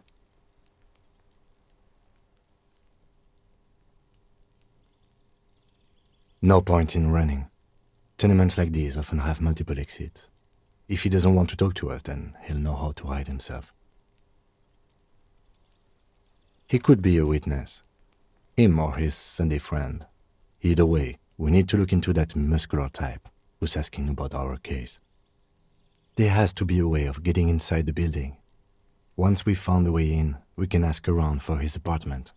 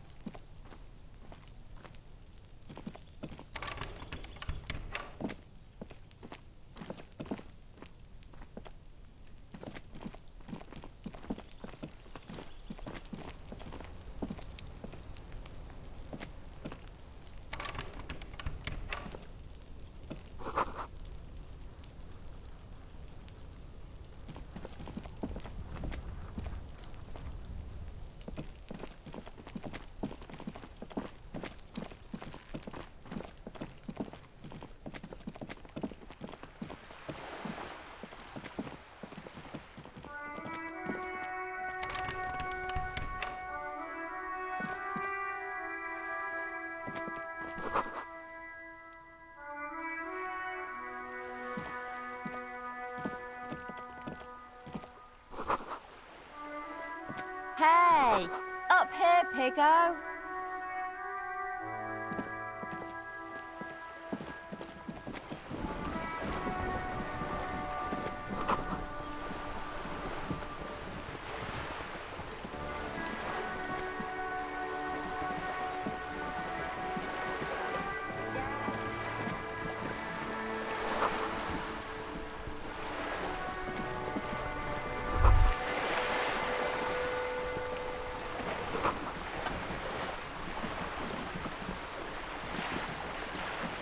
A striking woman leans against the cabin top of her sailing boat.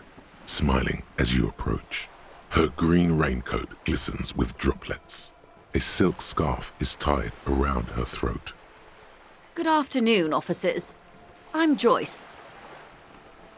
Joyce L. Messier. I represent the board of Wild Pines, the owners of the harbour. You gentlemen must be from the RCM.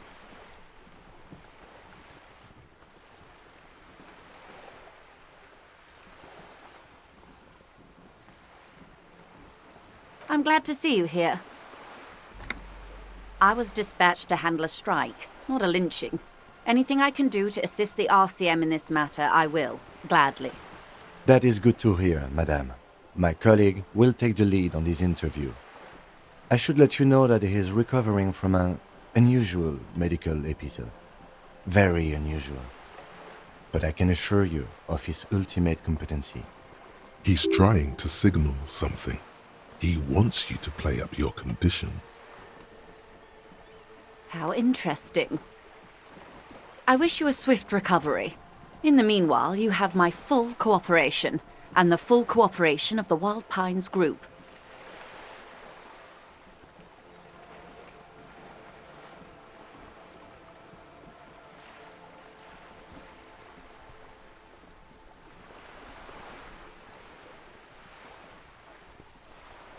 Is what you want to say, but it isn't that easy, is it?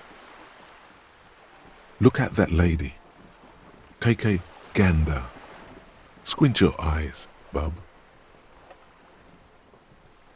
Why, yes, tucked away under that sturdy green raincoat, almost rustic in its simplicity, a silk shirt and matching scarf around her gentle throat, while dull orange pearls hang from her earlobes, red from the cold.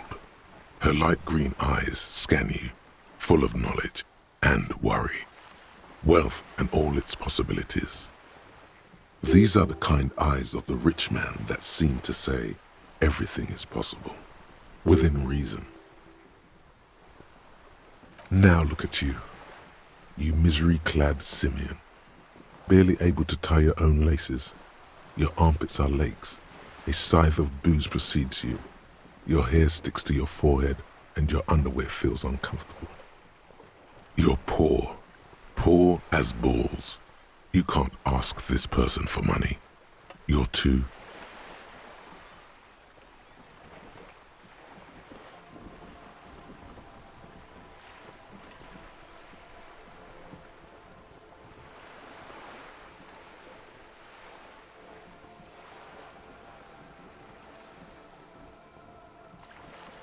Yes, you're too ashamed to ask this person for money. Too scared to belittle yourself in her eyes. Those half-precious stones of Odinel. As I was saying, if there's any way I may be of assistance, please don't hesitate to ask.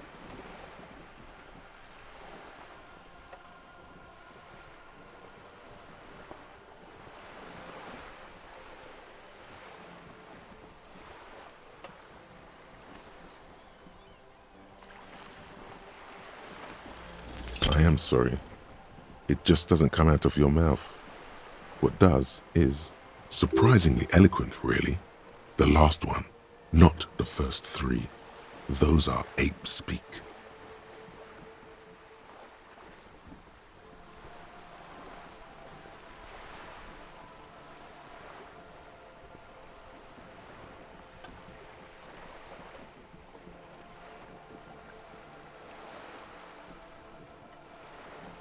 My, why'd you say that? That's garbage. You're a police officer.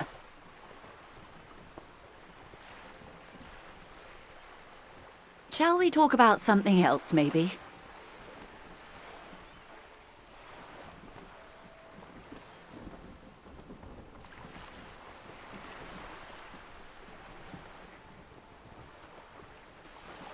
What we do. I'm afraid I don't speak for Wild Pines as a whole. It's a giant undertaking. There was a touch of discomfort there. She wants to merely represent.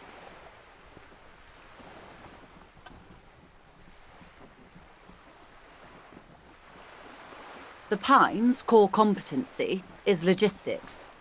Container shipping, freight, that sort of thing. See those airships there, blinking? Those are the shipping side of things. And that is the terminal. Another subdivision deals with energy, oil and gas exploration, offshore platforms. The Wild Pines Group is one of the original Revacholian Indo-tribes. Companies awarded royal monopolies by the king, the suzerain himself, centuries ago. The king is long gone, but several of the Indo-tribes remain.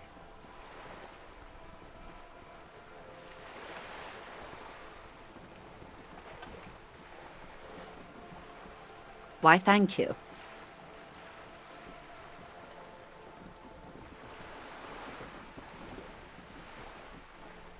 She nods. Everything. Right up to, but not including, trade secrets. I believe the official title is Senior Labour Negotiator. In practice, I'm a grocery clerk. I relay the union's demands to Wild Pines and return with Wild Pines' counteroffer. No way. She's more. She can make decisions. And how are the talks going? They're not. That's the problem. The union stopped all negotiations a week ago, after that awful lynching took place. Now they won't even let me into the harbour. There's a 2-meter 20 racist behemoth blocking the gates. Yes, Jean-Luc Measurehead.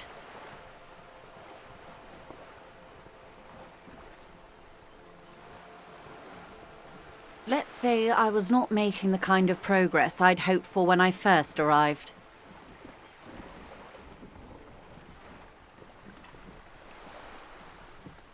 And when did you first arrive? I arrived 3 weeks ago. Yes, in the middle of February. The bay was still partially frozen then. I prefer to do these things on site, like the RCM. But the strike began in December. I wasn't the original negotiator here. I took over after Mr. Gaumont hit a wall with Mr. Clare, the union boss. Mr. Clare refused to speak with Gaumont despite concessions he'd granted the union in prior negotiations.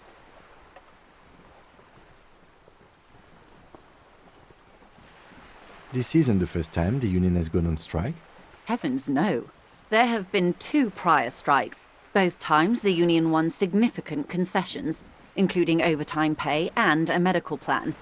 This time their demands are more, I guess you could say, aggressive.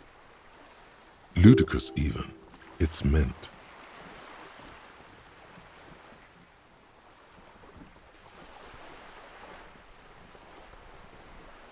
There are leaflets everywhere, and banners. What did they say again? Oh yes. Every worker, a member of the board.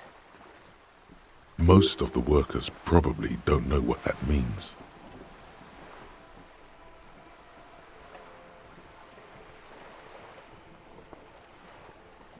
Fortunately, they explained it. Every time the Wild Pines Group makes a decision about anything, it needs the signature of each of the 2,200 workers in its Martinez terminal. Just so you understand, this is but one of 22 terminals owned by Wild Pines. Essentially, not only are they kings of the company, they are also kings of the 72,000 employees of Wild Pines Group. An opening gambit, surely.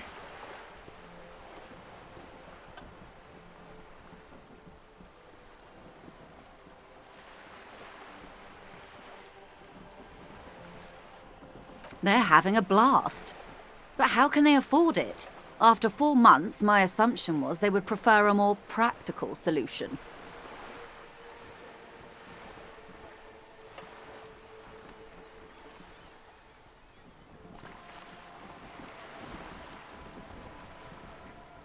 So I hoped. But this type of opening is usually followed by a more reasonable offer. I have yet to hear one. Just the same nonsensical slogan repeated over and over again. And now, people are getting lynched, I hear. Behind the whirling in rags. A disastrous situation if there ever was one. Excuse me, From whom did you hear about this lynching?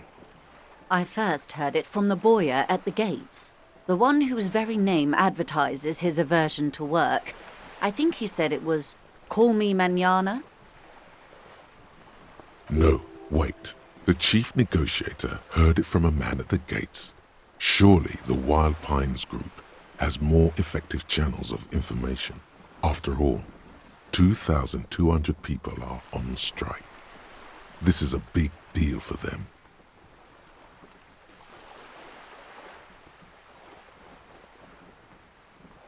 The scabs? You mean the huddled masses of Jamrock come to plead for work where the union refuses to? If they were organized by Wild Pines or its affiliates, then it would be a company secret. I could not share it with you. Not right now, at least. It's implied. She's open to discussing this matter with you at a later occasion. Everard Clare is a man of the utmost integrity. If you can say one thing about him, it's that he always puts the interests of the workers first. She's being sarcastic. Don't take her performance literally.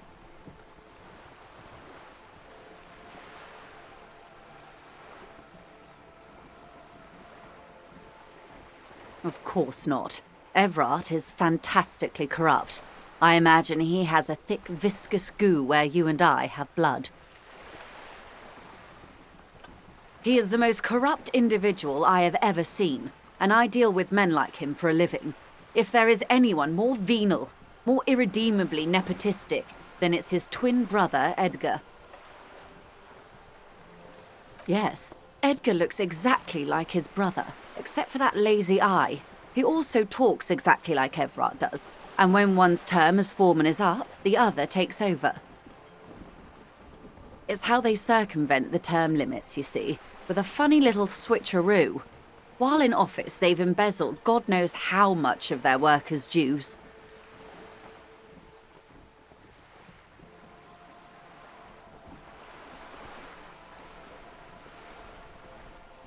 The Débardeurs Union was once a perfectly normal institution. 20 years ago, anyway. It must not have been easy to establish under the Emergency Act, but they did it. I can respect that. Organised labour at its best, as they say. Then something happened in the local chapter elections. The brothers Clare came and transformed it into a... how do you say? A mob. The Débardeurs are a crime syndicate. Sad as it may be, I suspect we'll be forced to cooperate with them.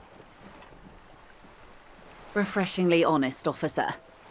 The company has tried appeasing in the past, but I'm afraid our concessions have only emboldened Everard and his brother. And your opinion, detective, if I may ask? I'm a curious and talkative person, you see. Would you say the Débardeurs Union is...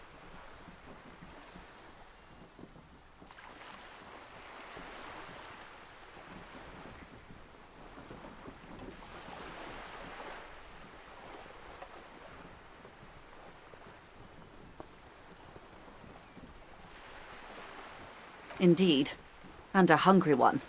Sadly, Wild Pines have cooperated with what amounts to a crime syndicate for 2 decades. However much you feed the leech always hungers.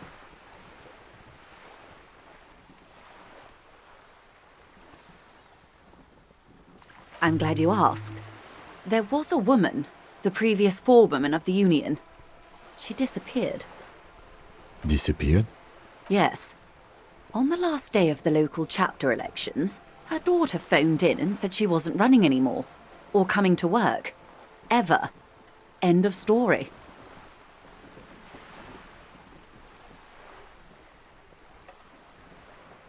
Indeed.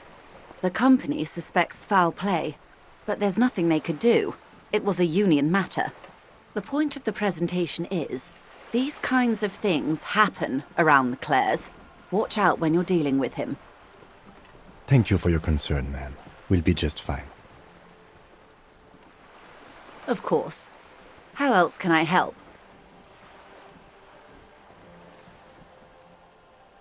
Quite a few things, I'm afraid. The information I'm to share with you includes sensitive trade secrets. For the sake of my employer, I have to ask for your names and badge numbers.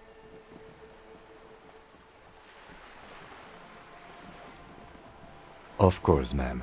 We should have introduced ourselves.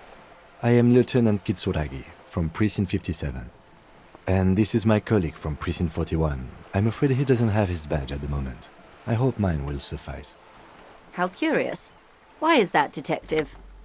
'Twas stolen by some artist, surely. Best to pin the blame on them. Everyone knows you can't trust artists. Everyone knows you can't trust artists.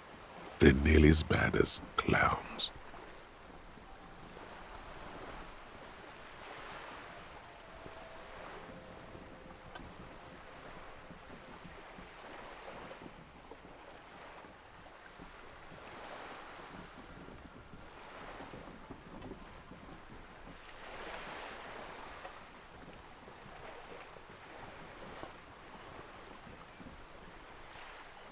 I see. So, are you saying you lost your badge during the course of this episode?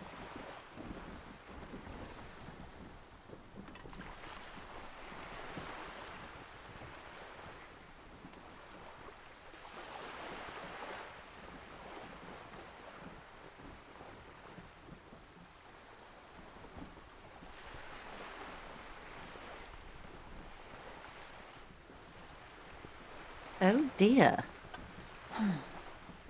Some kind of encephalopathic amnesia. I don't even know how to respond. I do believe you, naive as that may sound. I simply can't imagine what you gain by faking such a condition. As I said, ma'am, his technique may be very unconventional, but he is an officer of the RCM. Of course, I sympathize. But I'm afraid I simply can't share anything more until I've seen that badge. She's a professional negotiator. She should be open to some sort of mutually beneficial arrangement.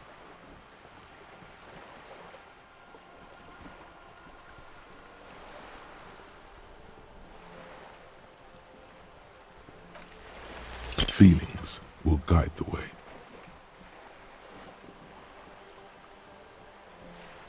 I assure you, it is no small matter for me either. We all share the responsibility for disarming this situation. I hope you have a badge for me as soon as possible.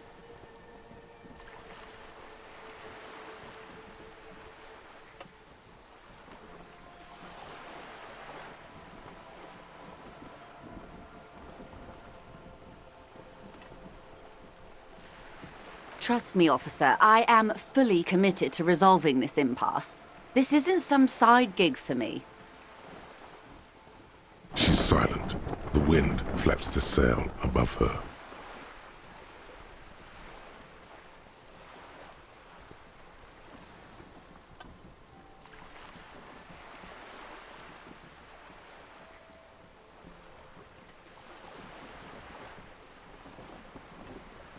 Officer.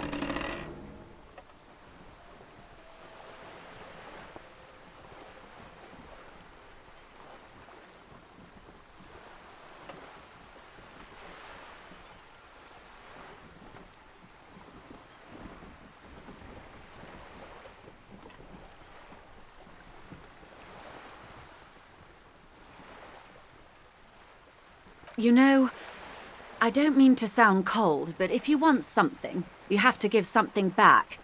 More than just guilt. You're doing it. Despite your own best efforts, you're still getting in. Somehow.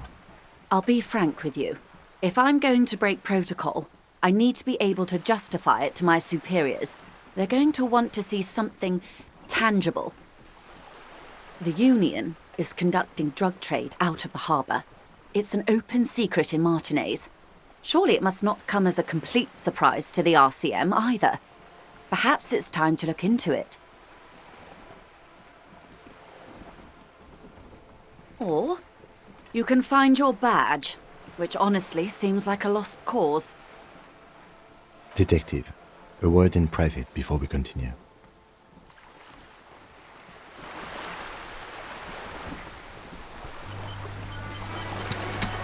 is not going quite as I hoped it would, Detective. Honestly, I was expecting you to use your unorthodox technique to keep her off balance, and not volunteer us to be her henchmen.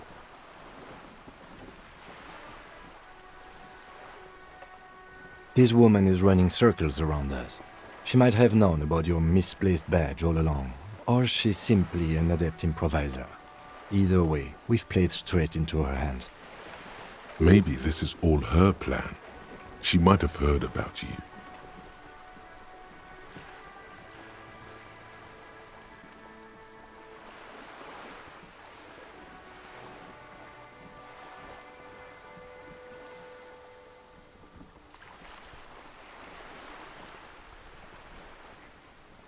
No. If there is reasonable suspicion, we must investigate. Otherwise, she could claim we are siding with the Union, or that we are on their take. We'd never hear the end of it. What I propose is, we ask her, then we investigate, briefly. But do not share the outcome of this investigation with her. We tell her it's done, and demand for her information on the lynching.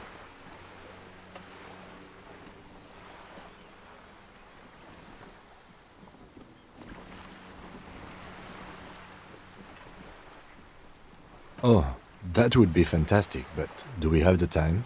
The world is large and your badge is 8 by 6 centimeters. The situation might have changed drastically by the time you locate it. Time is of the essence. You could request a new one from your station, but that would literally take months.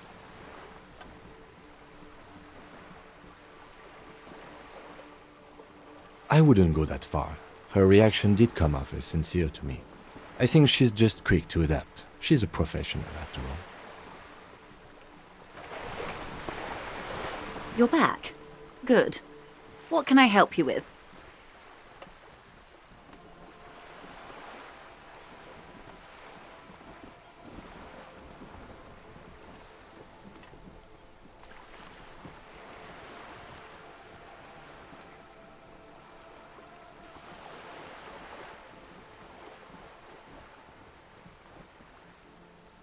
That's the man who was killed.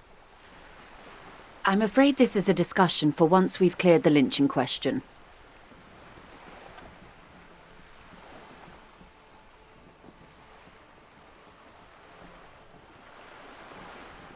Better not tie the forestay to the backstay on this. I hope there is something else I can help you with.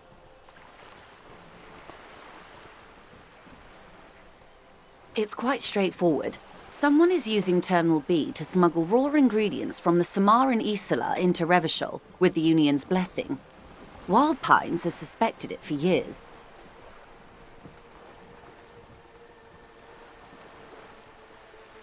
Ingredients for what, ma'am? Meth and dextroamphetamine, GBL and various synthetic psychedelics. Honestly, it might be quicker to say what you can't make from the stuff.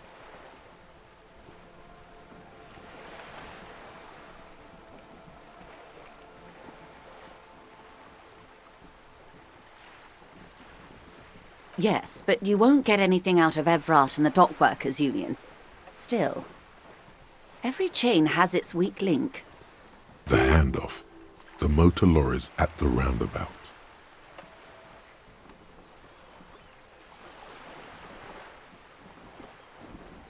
Precisely. Someone needs to move the ingredients from the harbour into the city. Once they reach Jamrock, they're distributed to a network of local manufacturers well beyond our grasp. But in transit, they are vulnerable.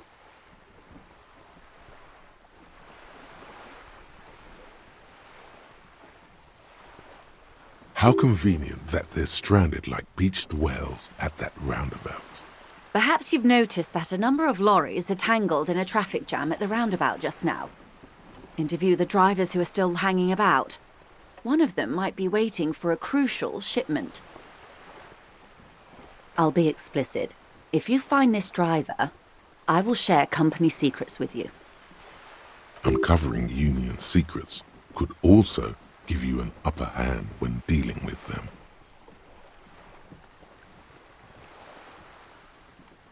We did. On more than one occasion. Apparently, there's some sort of inter-precinct disagreement about whose jurisdiction this area falls under. We know the company has launched its own probe into the union's alleged involvement. We also know it's come up empty. It's not just the RCM.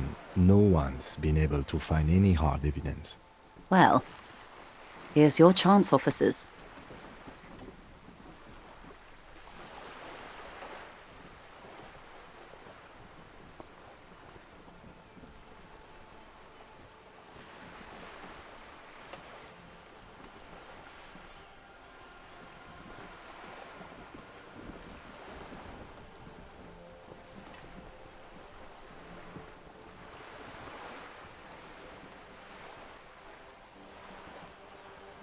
Yes?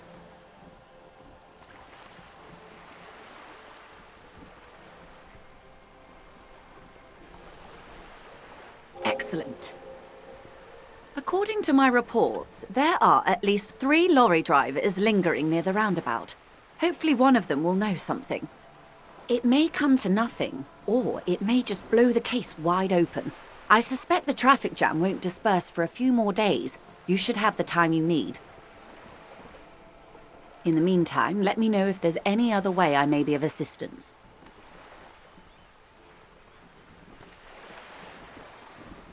Of course, Detective. Take care.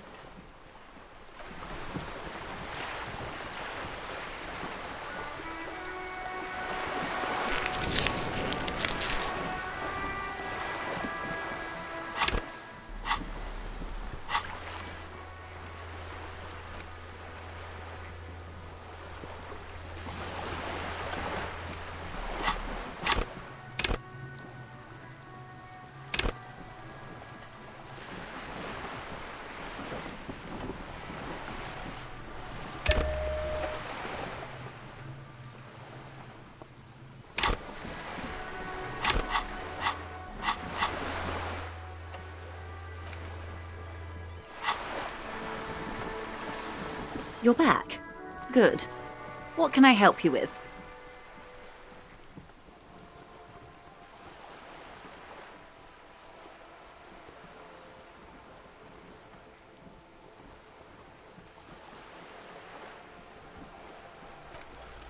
Voila, you're doing it.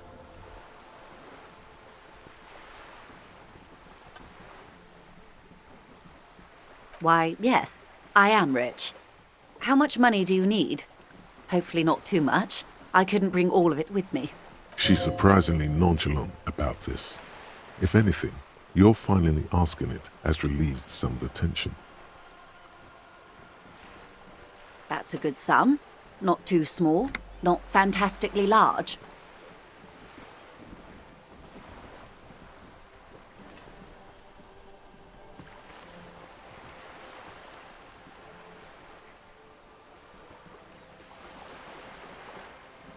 She removes a few notes and hands them to you. The paper is cold and oily to the touch. So, I hope I didn't just bribe you, officer. It may not be technically illegal under the Emergency Act, but still.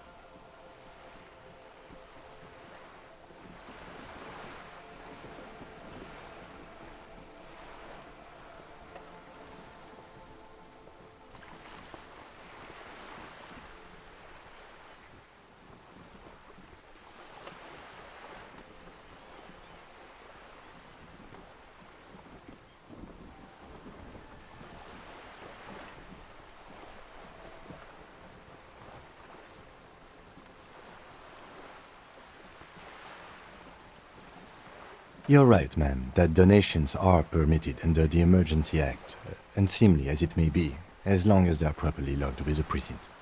Which he most certainly will do. Now, how else can I help the RCM today, besides supplementing its salaries?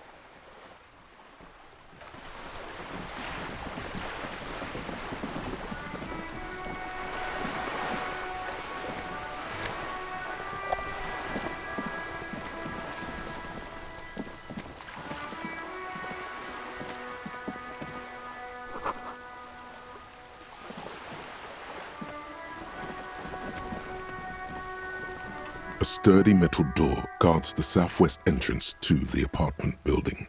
It's locked. This could be a way into the apartment building the smoking man vanished into. The door rattles against your knuckles, but there's no response. The door rattles again, but this time you hear an elderly woman's voice calling out from inside. Stop banging on the door! I'm not letting any more strangers inside. Ha! The police? Everyone knows the police don't come round here.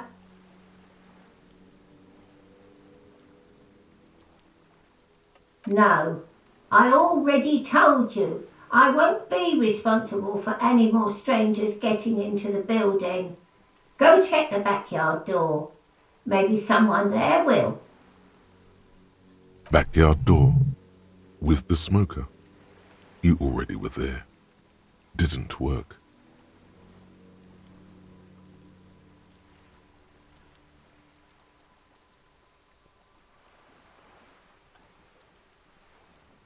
Madame, I assure you, we are real police officers. There is no reply.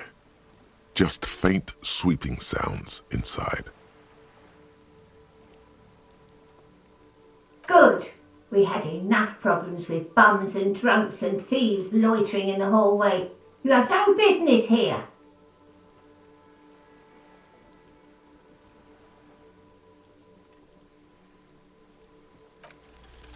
You're well versed in the kind of threatening legalese that implies criminal liability, but in fact has no meaning whatsoever.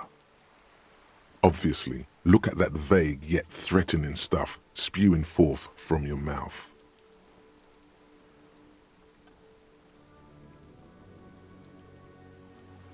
I know my rights, and don't you marm me, boy. Miss, would it help if we offer to show you our badges? Ah, it's like a carrot to the stick, sort of. Hold your horses. I don't care about your stinking badge. Just come in.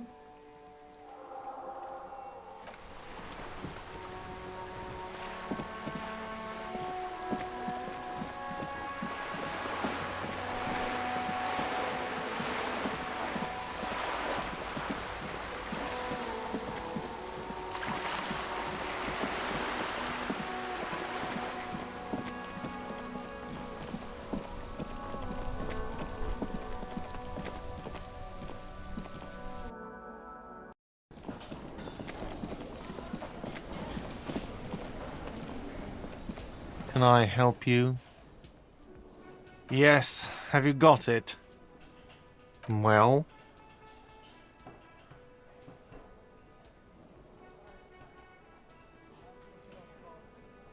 Great.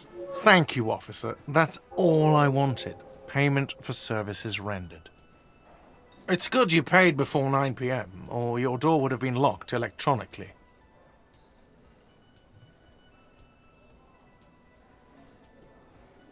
Please pay for each night in advance starting tomorrow. 20 real per night. I'll take a room here too. Of course. Always happy to have officers from the RCM as guests. Anything else I can do for you?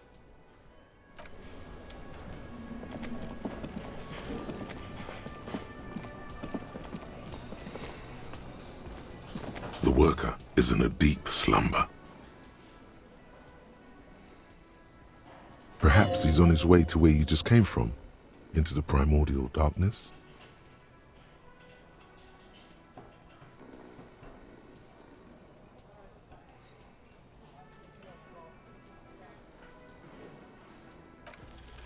The worker continues to nap, undisturbed despite you shaking him. This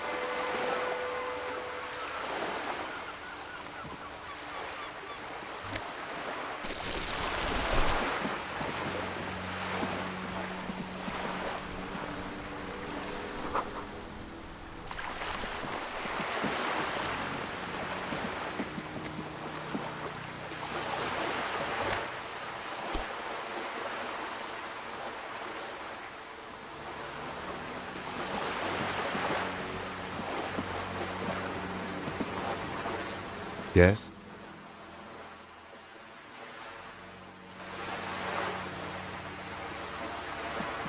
This coin-operated viewer is facing southwest. Its coin slot is full of fossilized bubblegum, rendering the machine permanently inaccessible. A thick layer of graffito covers the lenses. You spell out the word Onuk written on the other side, with N and C scribbled backwards. That's Kuno on the lens. Under the graffito, a sea of blues and greys appear. Behind the water lies a coast studded with concrete and reeds. On it, a church on stilts, lanky weather-worn wooden planks, an X-shaped cross topping its tower.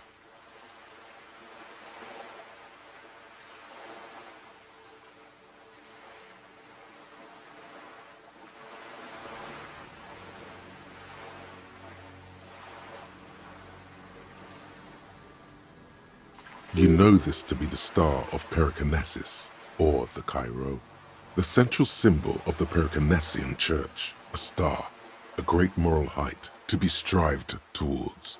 The church looks old and weather-worn. There are no lights in the windows. Around the large wooden building you see chunks of sea ice gathered on the beach, and a small tent set up on the ice.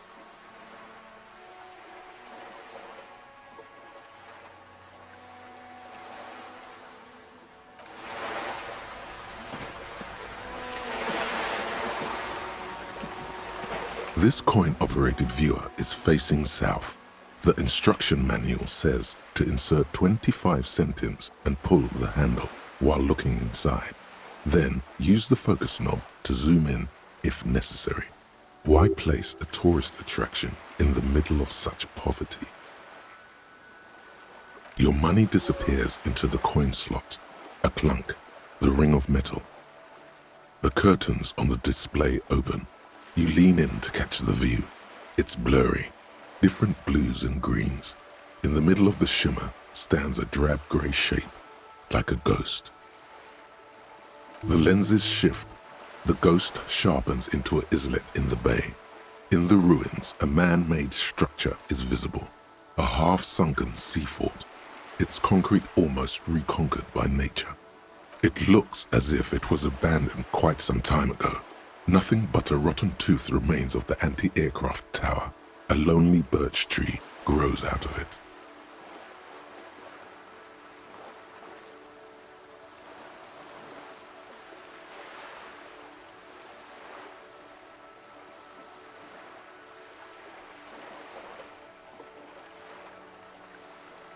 Really? I don't have the eyesight to make it out.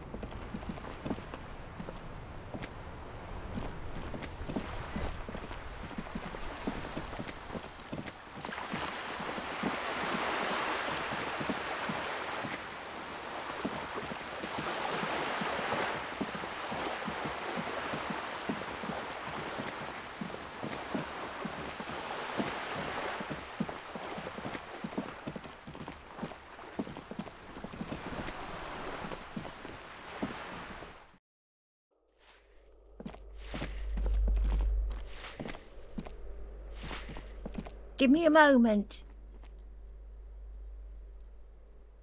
The cold never does any good for my bronchitis.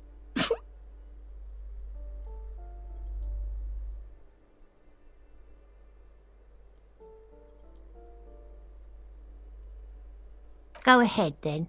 What do you want to know, policeman? She's the cleaning lady. She knows the floor plan and the residence. I'm no one. Just an old woman who cleans these hallways. If you can call it living. I have a little room upstairs right next to the coal room. It's barely bigger than a closet. But I don't complain, no. I have my bed and my aching bones to keep me company, and that's all I need from this world. She hasn't spoken to anyone for a while. Even her sentences feel rusty.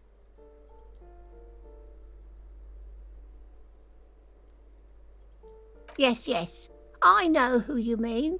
The scrawny boy who's always smoking like the devil, right? Somewhere in the building, a child starts crying.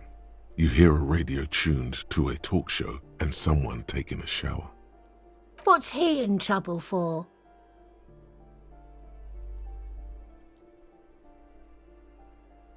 Talk?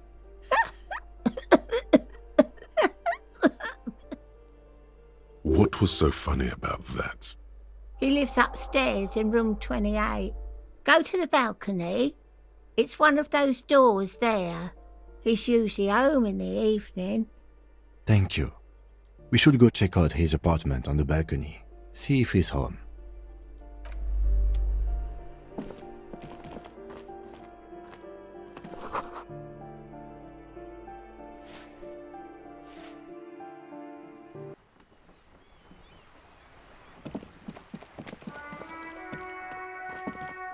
The streets will flow red once more, a great torrent rushing down Rue de Esperance. You wait and see. The streets will not flow red with anything. Who are you? I'm Cindy the fucking Skull. What else do you want to know? Date of birth, blood type, the last time I was tested for Hep C.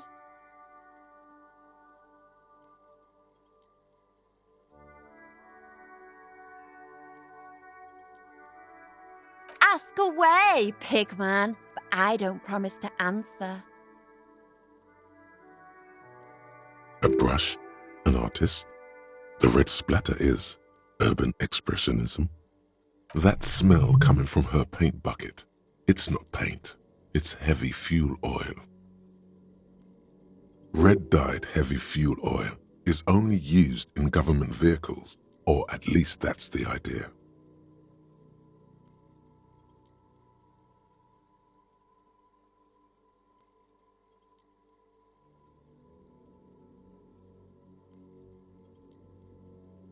What did you think I was using? Aquarels? Sucked it out of a cop's fuel tank myself.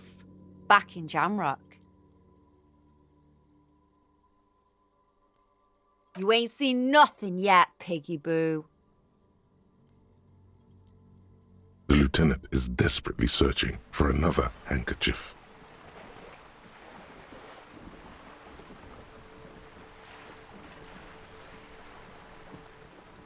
Hatred, disgust. It's difficult to tell which of the two is more present in her girlish features. The woman on the boat does not notice her staring. That is on her. Someone's got to keep an eye on her. Ozon is an archipelago 2 days' travel away from Rivershaw. Its moneyed residents, used to posh restaurants and upscale boutiques, rarely have reason to visit Martinez. On a first-name basis with her, are we? Piggy's moving up in the world.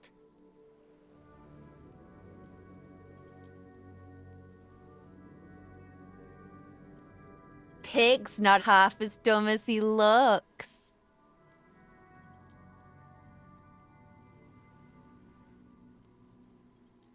I ain't no snitch, Pigstein. Go forth and forage in someone else's shit. No shortage of squealers in these parts. Actually, there is a shortage of people who talk to us in a normal, calm, informative manner. We weren't put on this earth to make your life pleasant, fucko.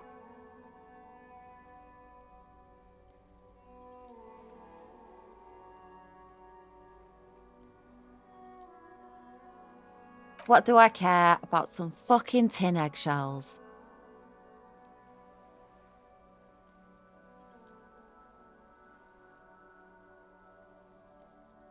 Ugh, alright, sad piggy. I'll give you this one. I saw a little girl in the fishing village running around with military-grade handwear. Look cute as hell. If you haven't been there, the village is a shithole down the coast from the main plaza. Have a good time! Piggy, I have no idea why I just told you that. You look like a shaggy dog left in the rain for too long. I have a weakness for animals. Watch your back, ungulate. You've got eyes on you.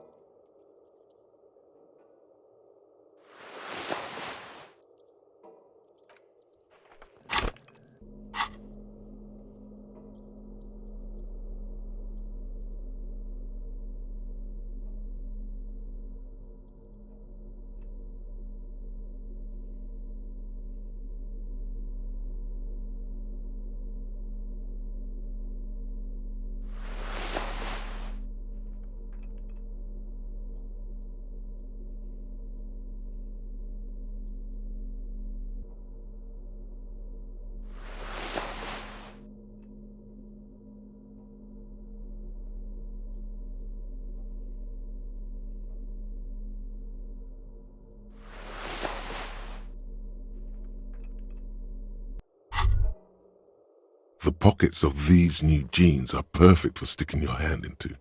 Makes you look cool, calm, and collected.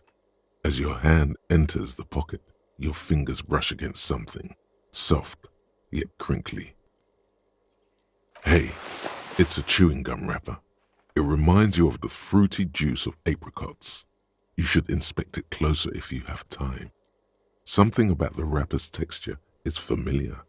By the way, the raw materials were most likely exported from Seaguy, the apricot suzerainty, and processed in sur-le-clay into the apricot-flavored chewing gum loved by kids of today and yesterday.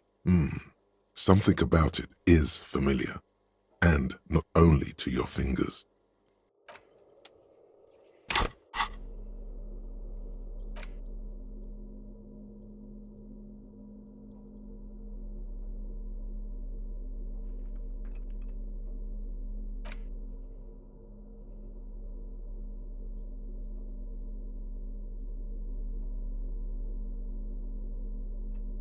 Crinkled chewing gum wrapper.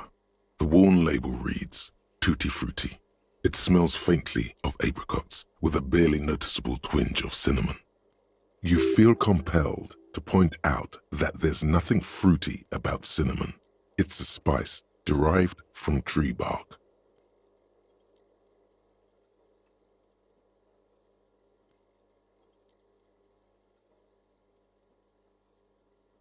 Good question. There is no answer or secret phrase written on the inside of the wrapper. Yet you're drawn to it, drawn by regret.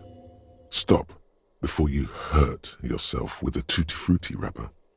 Throw it away, please. Can a used wrapper shrug? Seems like that's what the wrapper is doing somehow. This is not about flowers or bark. What is this about? Why are you looking at this wrapper? You carefully fold the wrapper into a square before putting it back into your pocket, lovingly even, despite the strange feeling of regret.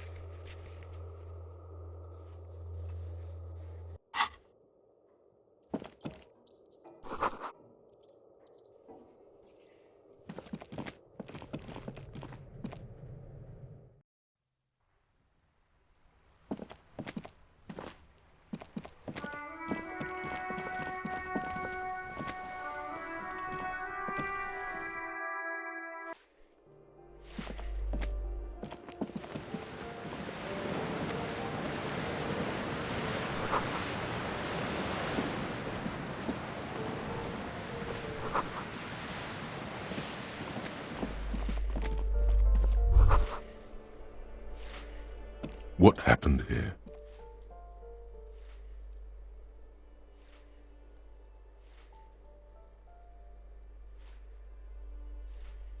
It will still be accessible through the apartment next to it. That one didn't have a door. Sadly, nothing of great value remains here.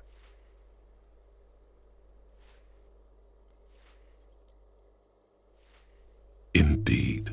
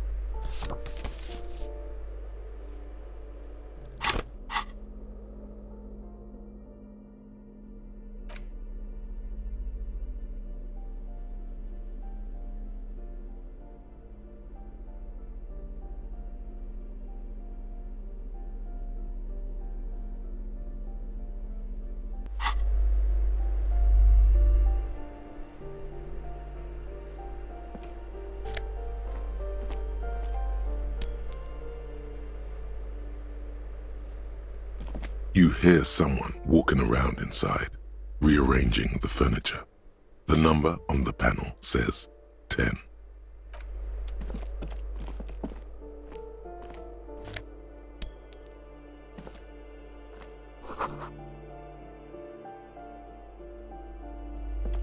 This door has been closed with a padlock. A chalk-drawn number on the board says number 11. That isn't just a 5-pointed star.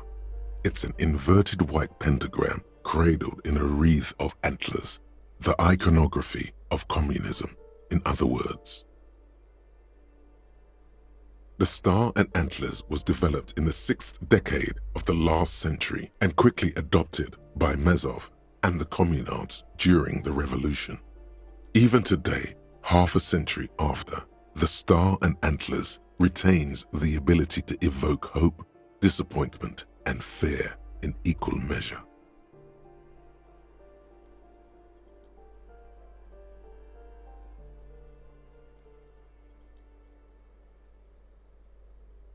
To symbolize the toppling of the old order, also some social democrats were already using it. Because white is the color of peace. The wreath of antlers represents a natural crown. It was about building a society that could exist in accord with the natural world and at the same time above it.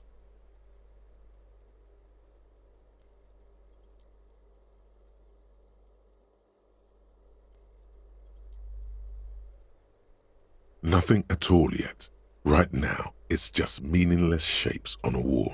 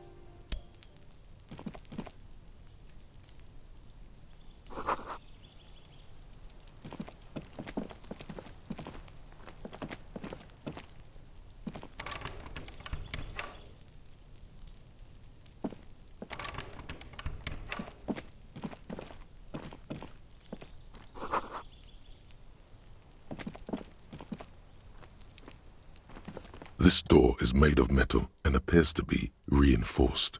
Someone here really values their security. Number 28. This is where the cleaning lady said the smoker on the balcony lives. Let's see if anyone's home. Knock on the door. No one answers. Looks like the young man we are looking for isn't home. I think our best chance to catch him is in the evening. We should return tomorrow after we have finished with our day's work. How about 9 p.m.? Sound good?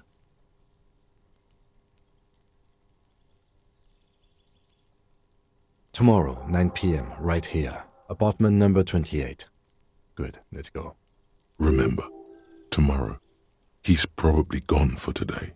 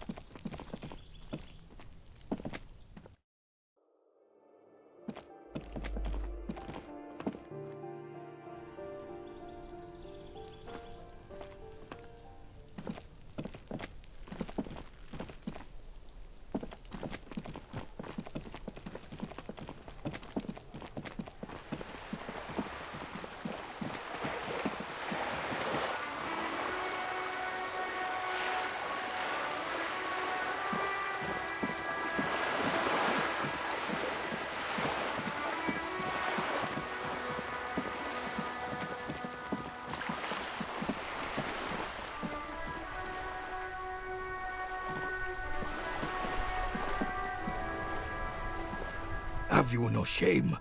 Whining about your back every time you bring out the measuring tape. René, you're a man with a fork in a world of soup. Please, let's just try to enjoy the game, all right?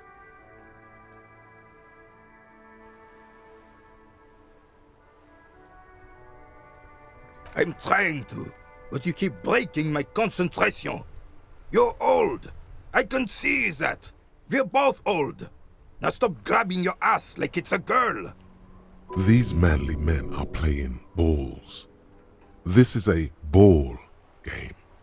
Grab a ball and play it. Don't ask questions. Shoot first. Ask questions never. No, you got this.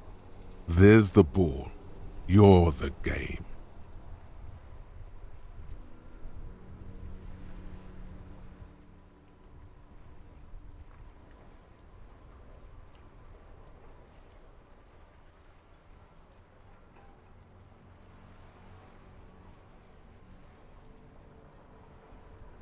See? Your munching and complaining have ruined my concentration. Ah, mon Dieu. The pain in my back is unbearable. I can't even say if it's in my back or hip anymore. Feels like it's in both. I hope you pass out from it, you goddamn jellyfish. Men like you are the reason this nation is sinking. Trying to throw something as close to a predetermined point as possible. Measuring. This must be the age-old game of petanque. Shush. Ignore them. They don't know what they're doing. They're old. You are letting down yourself and the team. Get in the damn game already. Eyes on the ball, Dinky Winky.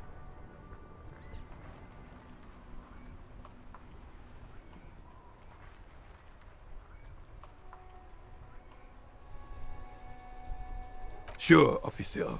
I am René Arnaud, and my specially abled partner here is Gaston Martin. How can we help you?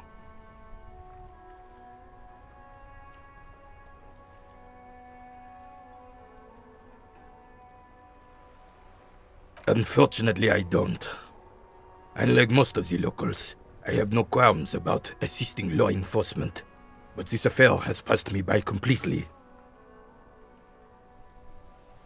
in Martinez. The union is the law, so can you really blame them? Cop is a pejorative term. I don't have a problem with policemen. On the contrary, I admire the effort to bring order to our streets. He doesn't know about the crime. Your time is better spent discussing politics.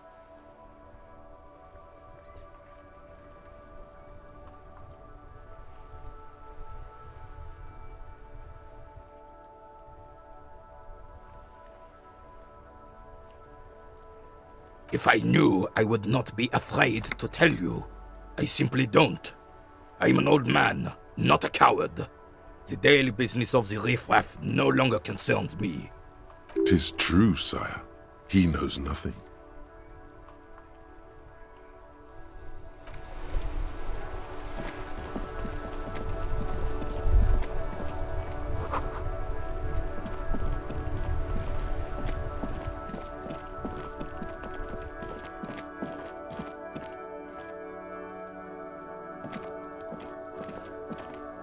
The tracks are as they have ever been, a bit more worn perhaps. Fortunately, the street sweeper still hasn't noticed their presence.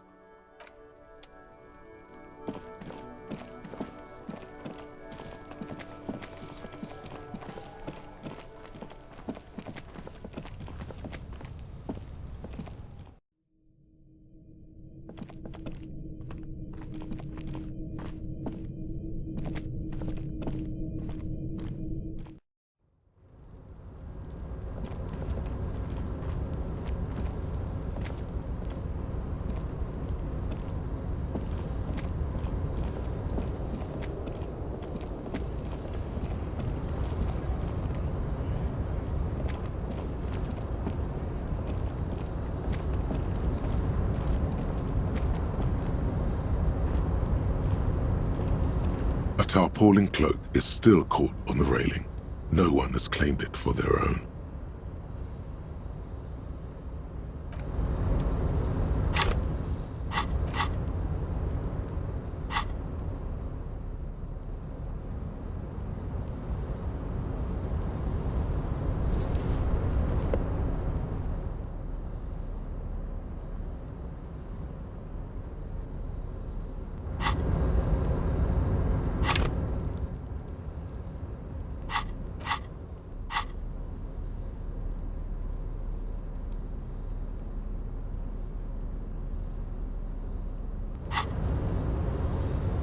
A tarpaulin cloak is still caught on the railing.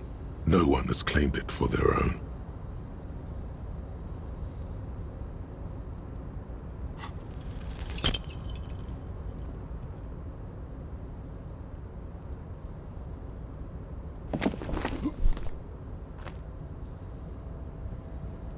Nope, no. That's still too high. What were you thinking? You're not a gymnast. You're a boxer. And you've climbed way too high up here. Sure. Just be careful, okay? Looks like you almost strained a muscle there.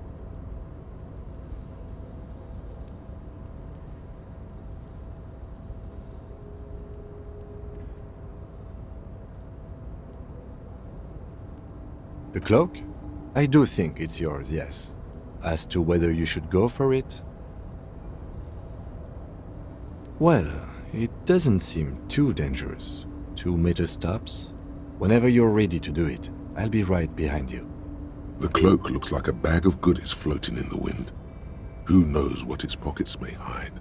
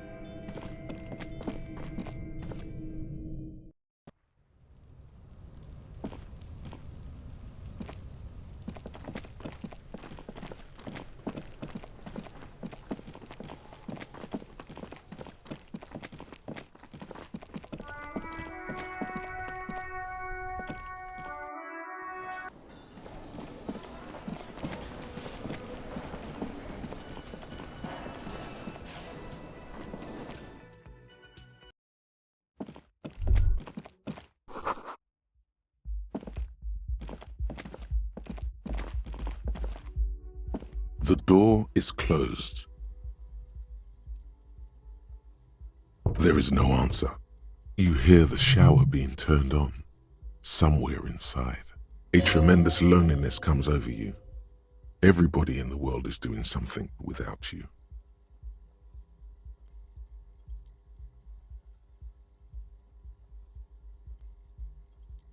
The door is closed.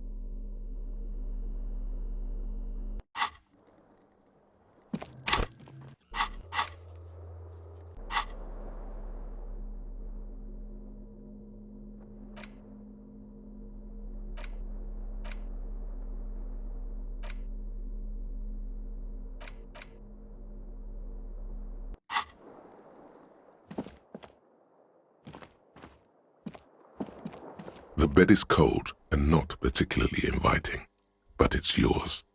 The sheets look awful. The option to go to sleep becomes available every night after 9 p.m.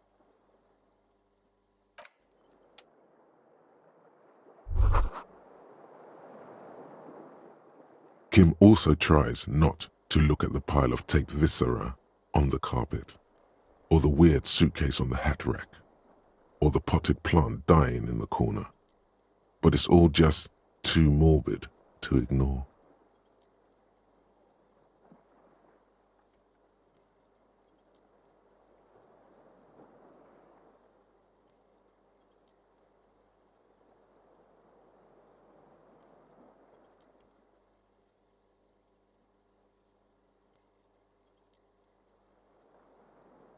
He takes a step toward the door, like he'd like to leave.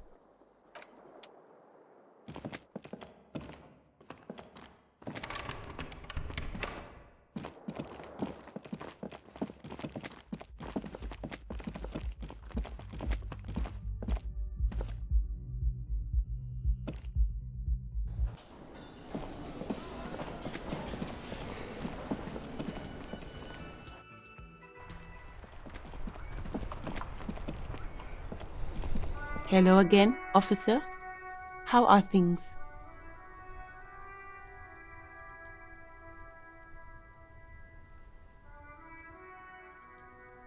Oh, okay. Thanks for keeping me in the know, sir.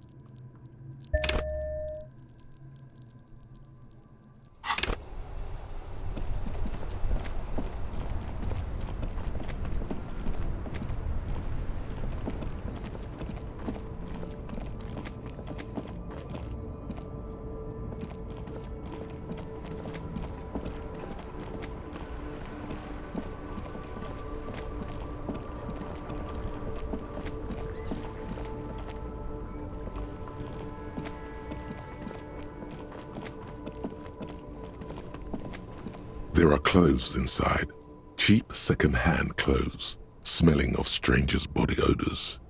Don't be shy. These are premium class clothes. Good quality fabrics, best retro design. Save the economy with your style, officer. Save the economy? That sounds off.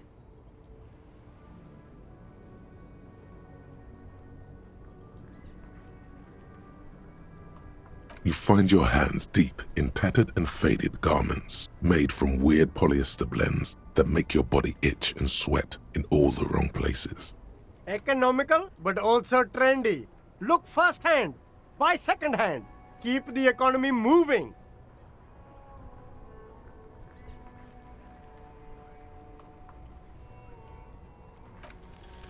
Something cold grazes your hand.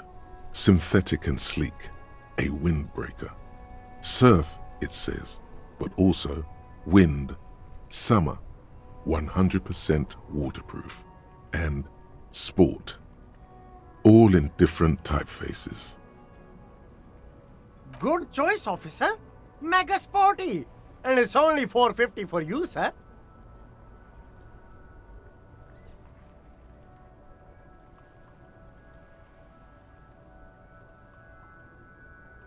Gotta prepare for springtime, right?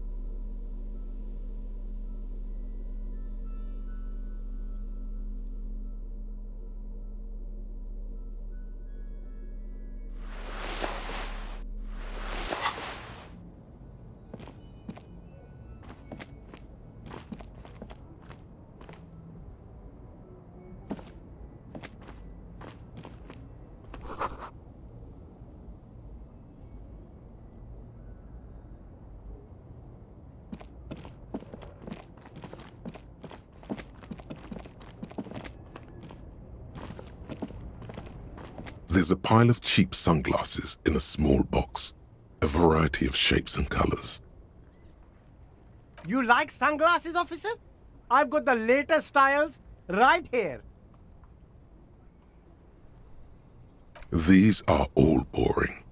Boring third-rate ho-hum sunglasses made of cheap Syrahese plastic, the kind of plastic that melts in the sun. Those UV stickers are almost certainly just there for the show.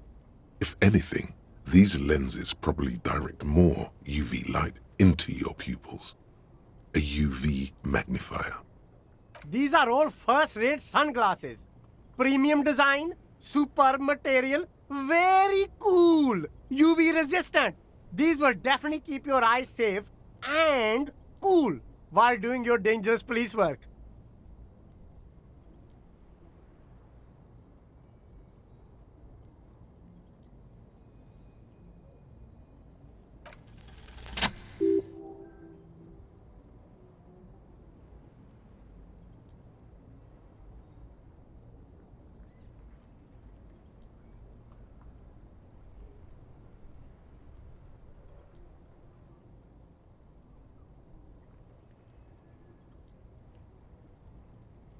Oh, very interesting choice, officer. Very high culture.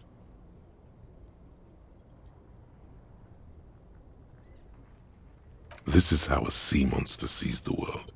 You've become a sea monster. Giant, hidden, and strangely tender at heart. All is blue. Yes, but they also make your soul quiver like jello. So deep. Wow, officer. You look so cool.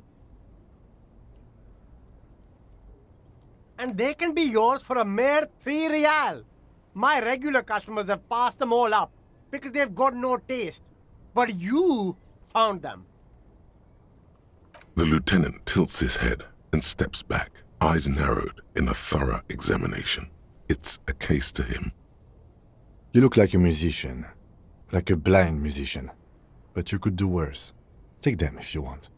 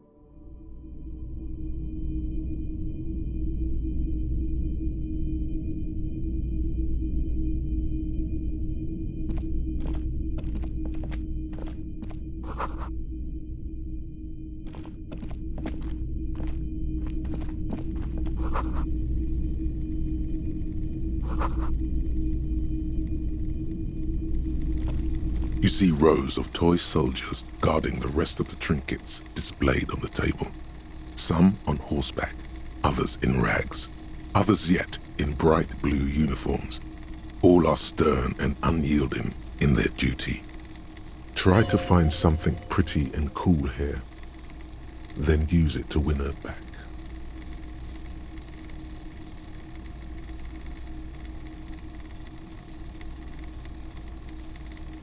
Yes, buy something nice. A figurine.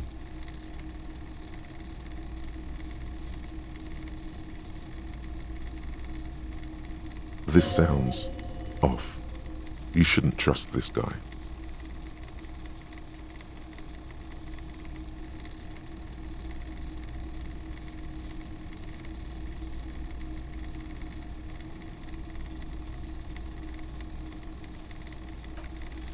Why?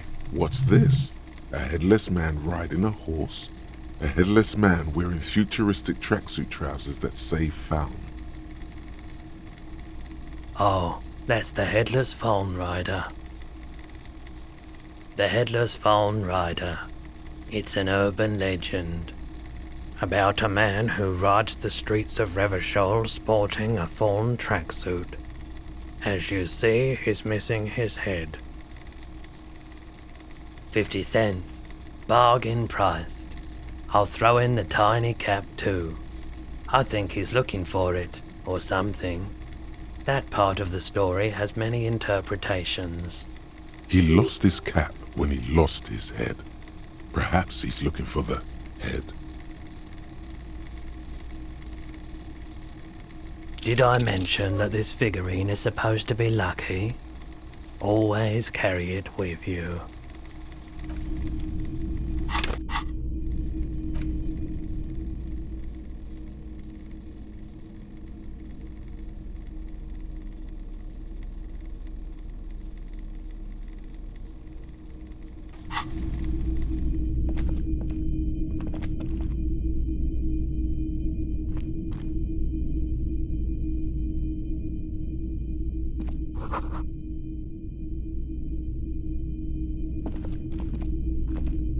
A typical Martinez streetlight sits among assorted floor and table lamps.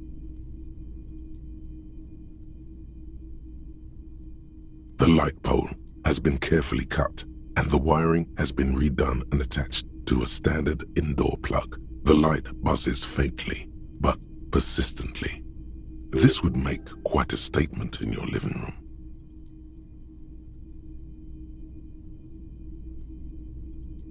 It was brought to me to be altered. We are not here to investigate the theft of city property. You have to admit it's rather clever what he's done with it. 700 real. A bargain, I dare say.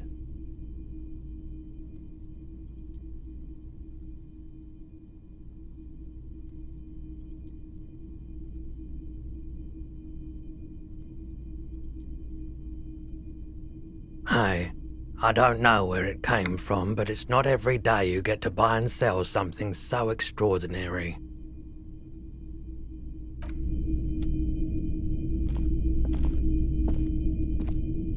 The boomboxes on the shelf look well-loved and well-traveled. Chipped, dented, they stare at you with the unblinking eyes of their tape reels. One especially catches your eye. Deep gold and amber plastic with a big old handle on top. A classic boombox that says, Stereo 8 approved. This is you. Golden orange. A sunset suite.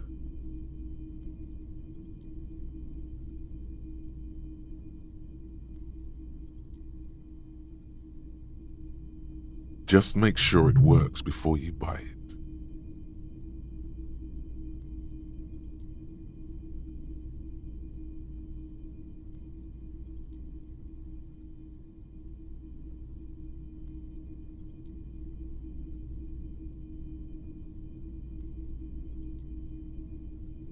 Is the Harman Welsh W2, made in Vespa, designed in Seoul, plays all reel-to-reel formats, 2mm, 8mm, 12mm. It's even got a little radio in there. It'll set you back 12 real. Absolutely. I've tested each one myself with recordings of speech. Found sounds and music from a variety of genres, even though I don't really like music. That's odd. Why doesn't he like music? The stuff I record myself, silverware shaking in drawers as motor cars race by, nocturnal animals climbing on the roof, airship rotors, that kind of thing. Maybe you should ditch music as well. Get into these more experimental sounds he's describing.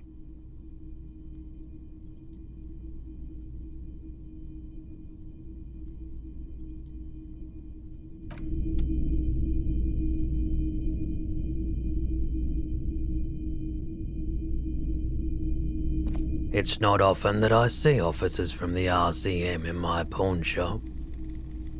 What can I do for you? His courtesy is not insincere, but he prefers being alone with his projector, just watching the movement of light across the walls of the shop.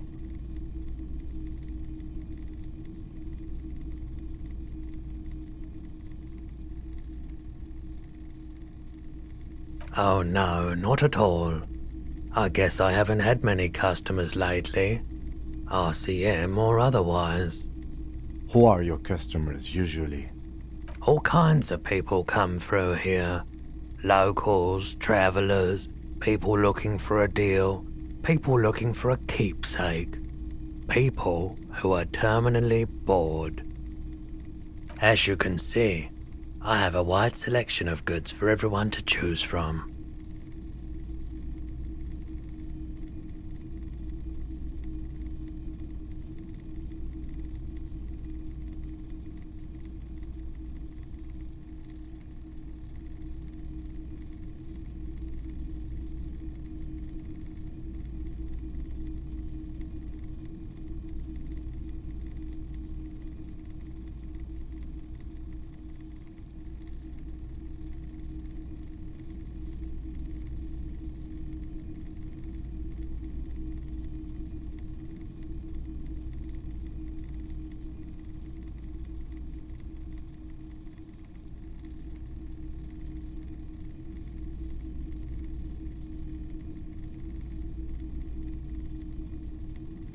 It keeps me entertained.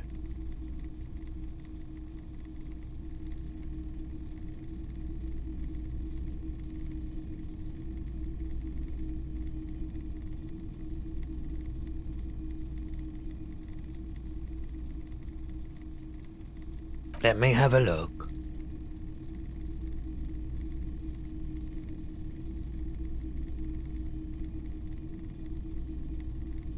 I'm not purchasing any more clothing at the moment. Anything else you're thinking of selling?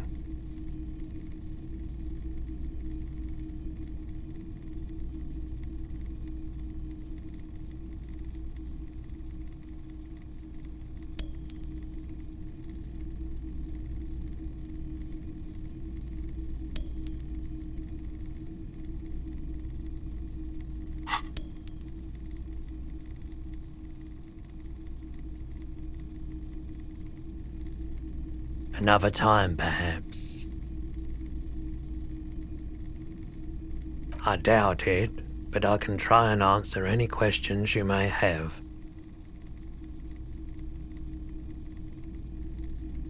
I do my best to keep my distance from all manner of butchery. Bad for business, bad for everyone. He doesn't know anything. The pawnbroker's gaze is already fixed on the dancing colors.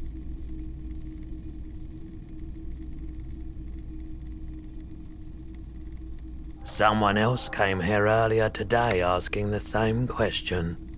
I promptly sold her the gun you pawned a couple days back.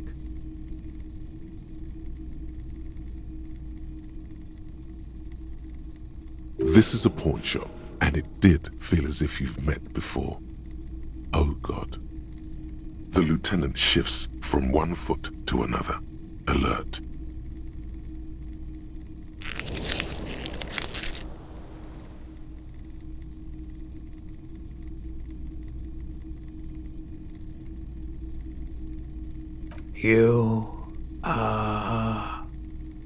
With Kim here too. That just sounded really, really bad.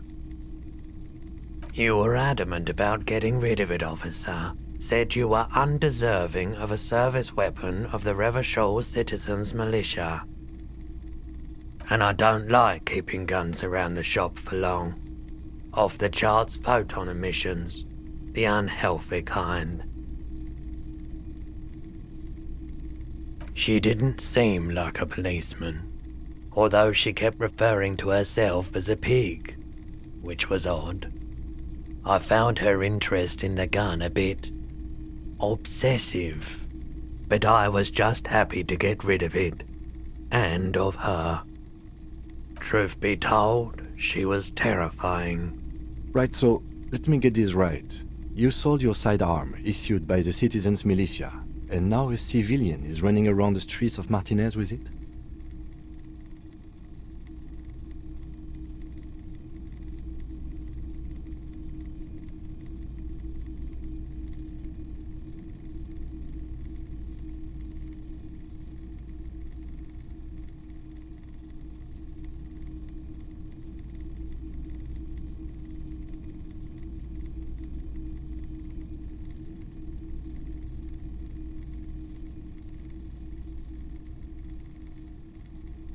You're right that she could cast aspersions on the Force. We have to find her. My apologies, officer, but I have no idea where she was coming from or where she went. A needle in a haystack. There is nothing you can do about it now. You'll just have to hope you luck upon her somehow. Of course.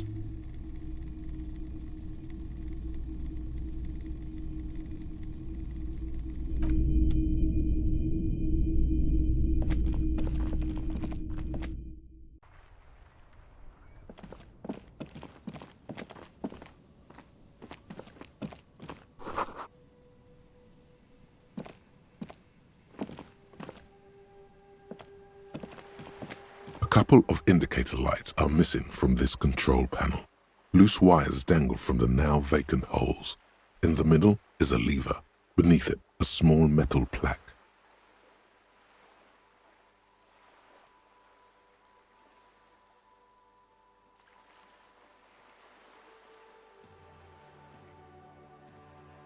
This panel usually closes the waterlock, turning it into a bridge that lets you cross the canal. But there's a crashed salmon and butter sign in the way. Pulling the lever probably won't do anything. You pull the lever all the way up until the metal clicks against the contact pins. You hear a soft clunk. Then, nothing happens. A spring brings the lever back to its original position. You still need to close the waterlock to get across the canal, some other way. Wasn't there a sign over there saying functionality will be restored on Wednesday morning?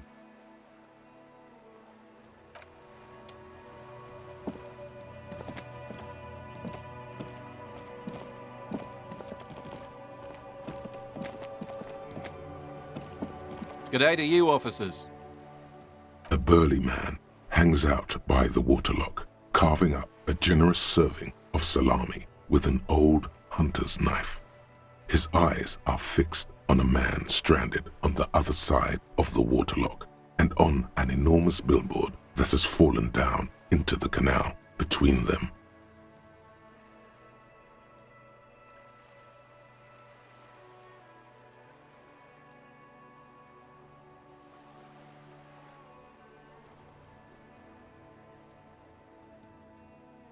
My friend Barry the Butcher is stuck on the other side of the waterlock.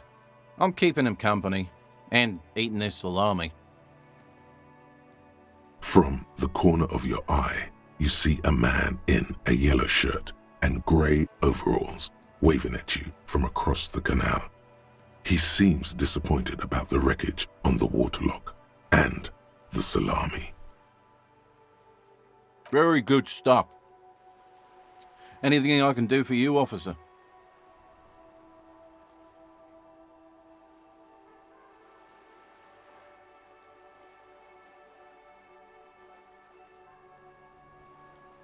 I wasn't here to witness it, but those look like tire tracks on that sign. Weird, huh? Then again, plenty of daredevil drivers in Revachol.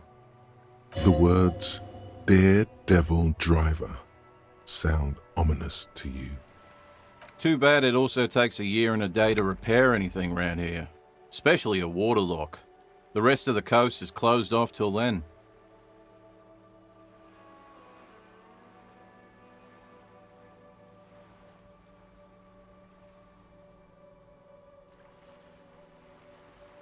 Well, there's the fishing village, an abandoned fish market, a bizarro church. Not much use to the congregation, though. There always seems to be something wrong with it. Yeah, not really much else. Just bombed out ruins.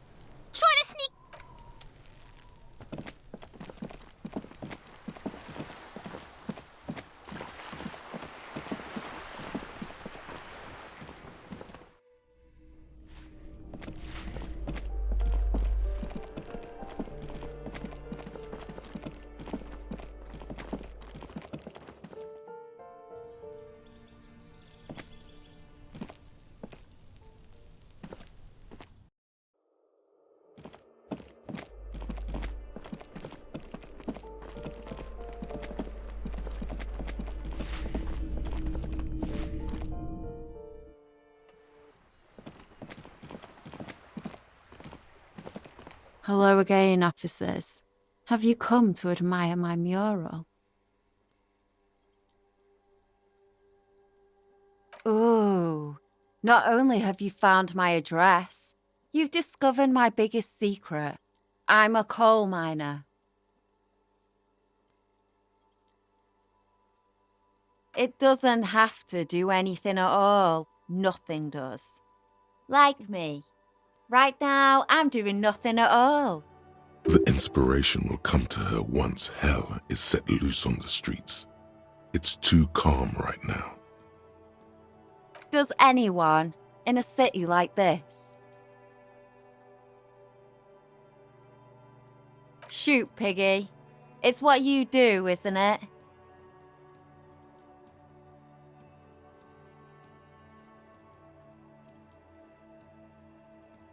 Can't you tell? I'm painting a beautiful mural, an aereo graffitio visible from low orbit. I haven't really started it yet. I'm waiting for the right words.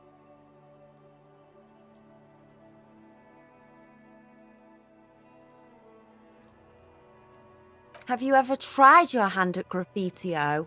When faced with a blank wall, most people write unimaginative stuff, like pigs go home and Mona was here. We rarely see pigs round here, though. Just union cads. And my name's not Mona, so...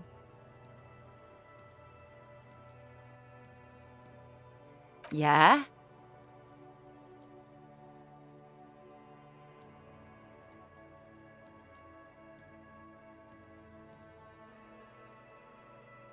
Thanks. I'm sure the inspiration will come to me now that I have an official RCM stamp of approval. She means the opposite.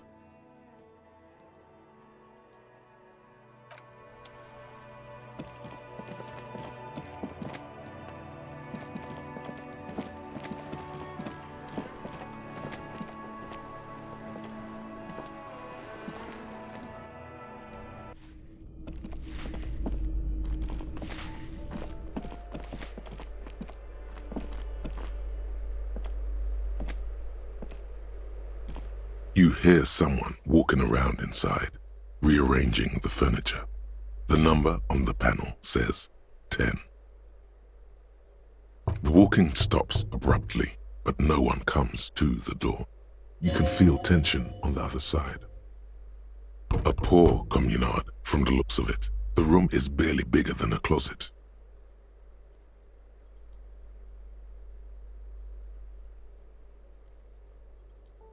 Do I have to open the door?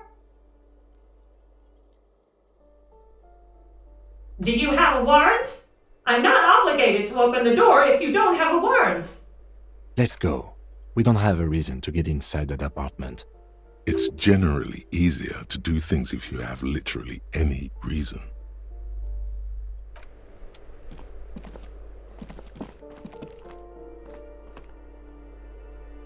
This door has been closed with a padlock. A chalk-drawn number on the board says, number 11. No reply.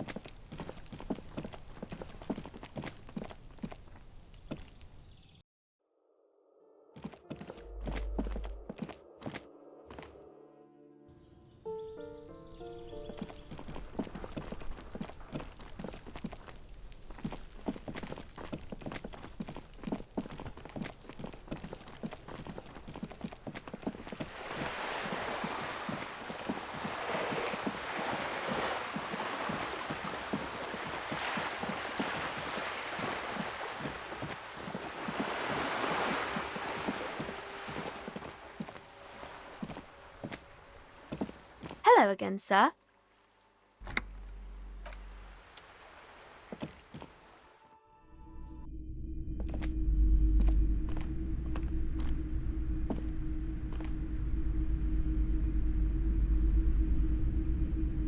Hello again, esteemed officer, and welcome to Crime, Romance, and Biographies of Famous People.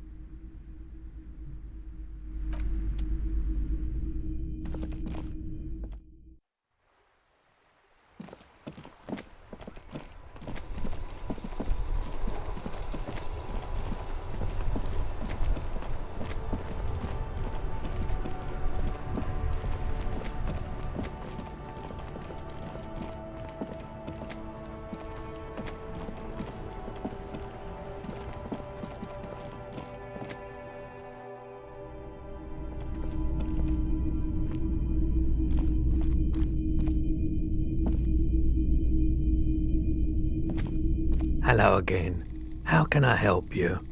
Sure thing.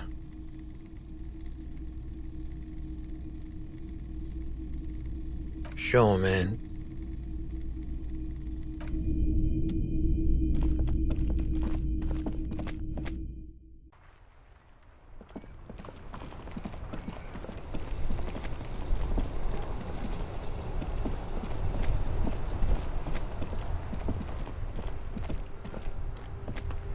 Hello again, officer. How are things?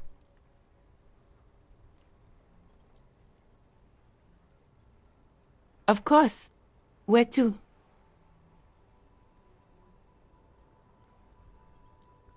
It's just water. No, actually, I think they call it the Martinez Inlet. There are some islands in the bay, but they're hard to reach. Some shops and a bridge. The canal bridge leads to the coast, but it's broken, I think. Some kind of accident, probably. Just coast.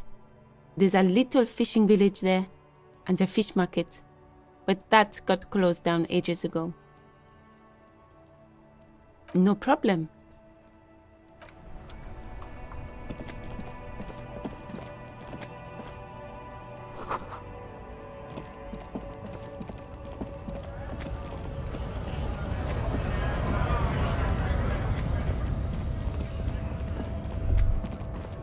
A Stars Ryko, one of the finest Zhimsk-made motor carriages ever. An oldie, but a goldie. Not many people outside of Grad, and Revachol West too, it appears. A Stas Ryko KK2. That's a classic model. Never thought I'd see another one repainted after what happened last time.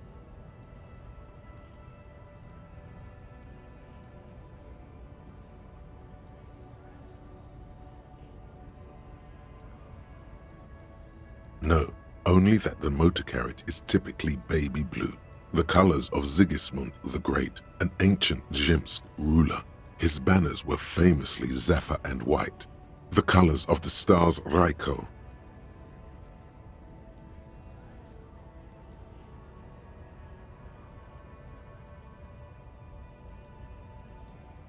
An old case for my precinct.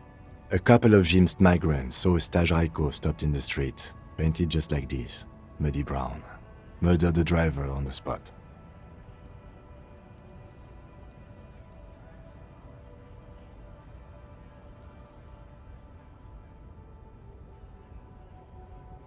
They said it was an honor killing, Hussar style. The Zhimsk community protested the trial, flying the banners of some old king or whatever. 5,000 came to protest. Correction, 4,395, the fourth largest public protest of a criminal trial in Revachol.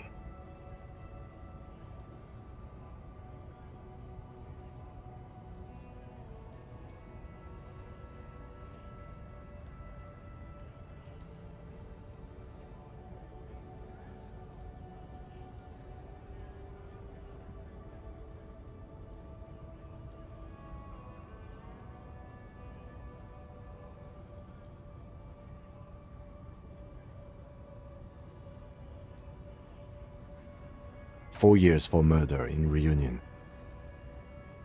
The perps were remorseful. Their sorry knocked 8 years off the sentence. That's the system. The prisons in the greater Revachol industrial harbor are already full. Prisoners are expensive to maintain. The longer the sentence, the larger the cost.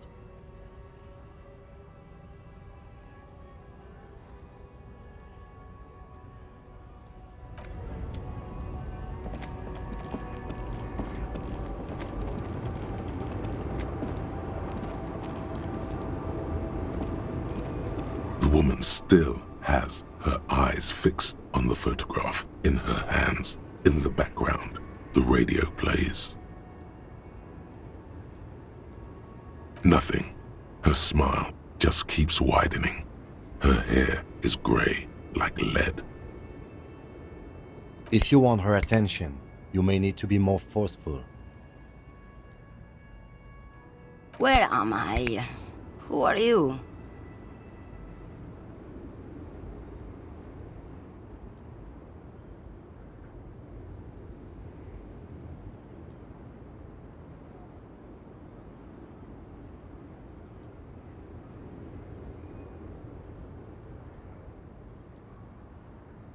Never mind. I remember now. I'm still stuck in that traffic jam in the 50s.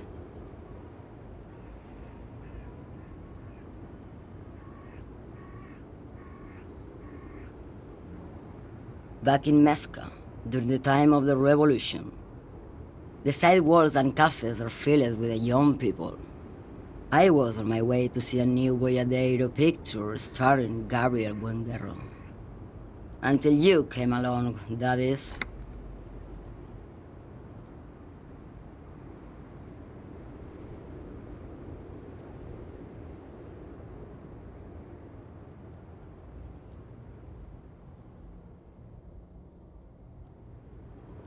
Why not, Harife? It's not like I have anything better to do in this hellhole.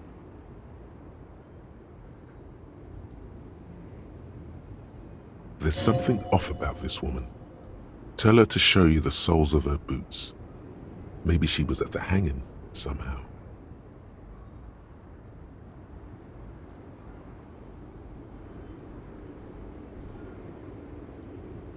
Diamonds? Of course not. But wouldn't it be marvelous if I was? Whatever stupid things they put in the lorry, I imagine. I quit concerning myself with that a long time ago. Besides, I don't drive the lorry for the cargo, if you know what I mean.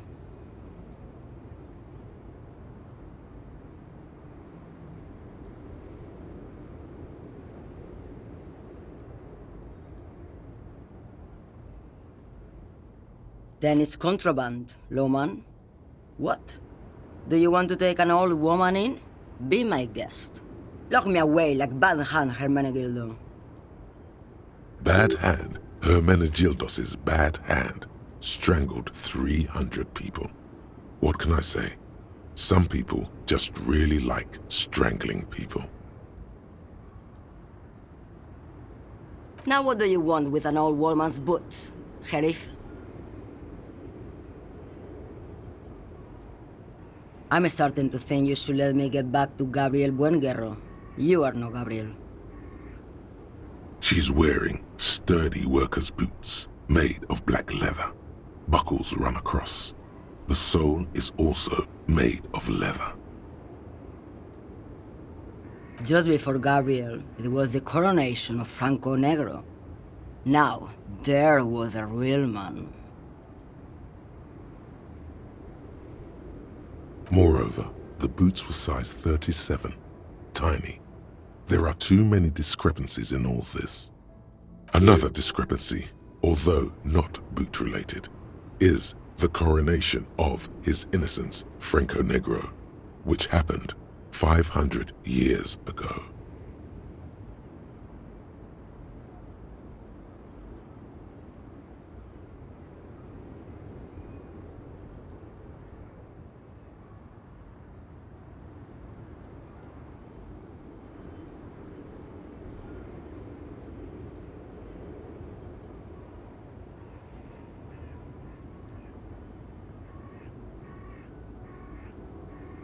I could have told you that from just looking at them.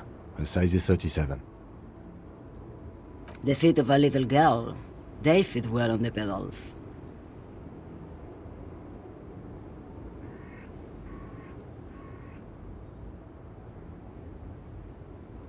Yes, go. Enough jamboree. I need to get back to Mesky.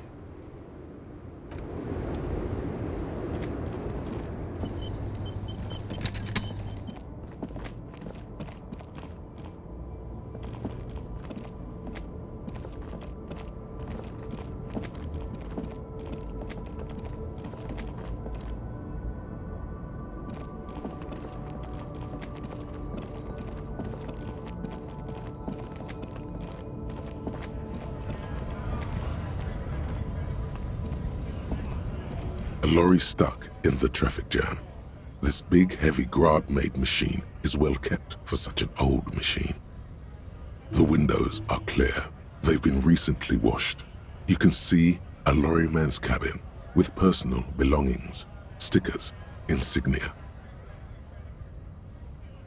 The driver has adorned his space with a substantial collection of peculiar paraphernalia.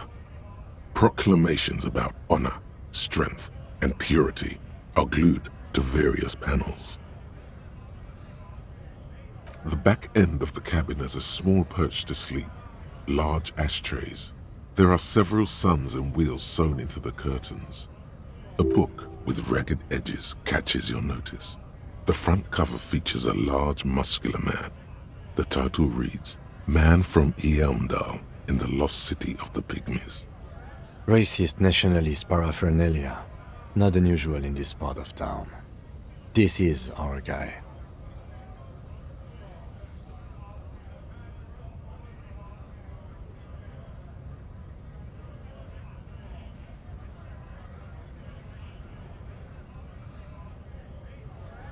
Likely, yes.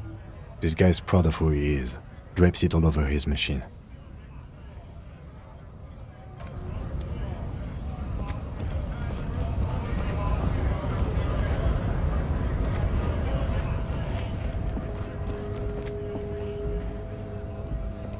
Looking for something?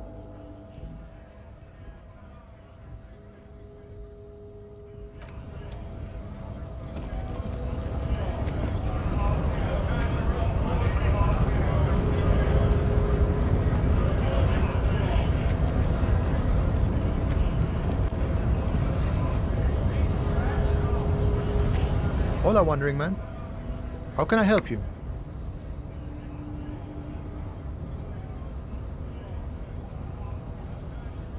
Body still hanging in the tree? Hey, that's a rough pickle. Can't help you with that, sorry. I'm not really an admirer of dead bodies. Might be someone else from the Union can render assistance. I don't operate in that capacity. I'm not a granter of passage. The passage grants itself. If it's all so simple, why don't the strikebreakers just go up the stairs? Aye. Walk right past Measurehead and go in. Yeah, the 2.5 meter tall Semini supremacist up there. Walk right past him. Then press the button to unlock the door. Then go past him again. And you enter the arbor through the office. Está.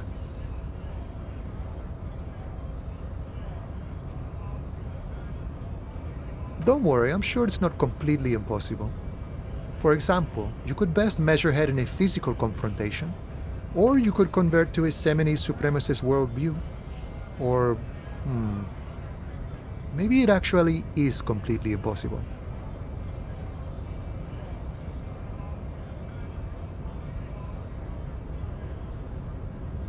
Jean-Luc himself would say the philosophy has proven overly heroic for the scabs to convert to. Not enough intuition. Sure.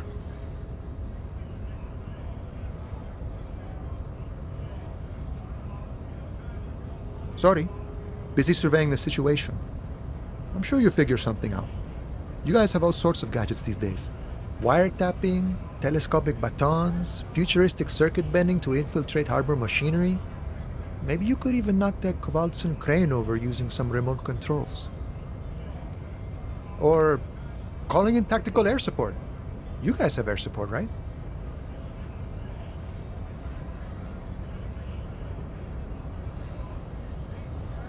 I get it. Hush hush about the secret technology. Alright, I may have some advice for you on how to deal with Jean-Luc there, out of solidarity to the RCM. It's low in technology, however. First, don't fight him, obviously. Second, get him to share his theory by being subordinate. Admit your lack of expertise. Basically grovel. That's how I do it. You're welcome. Maybe that would work. We'll have to see.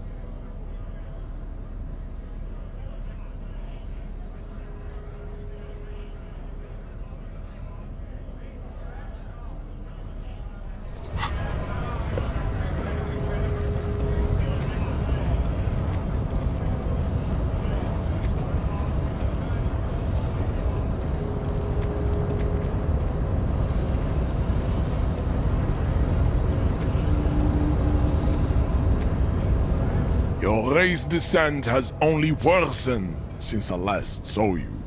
You have really let yourself go.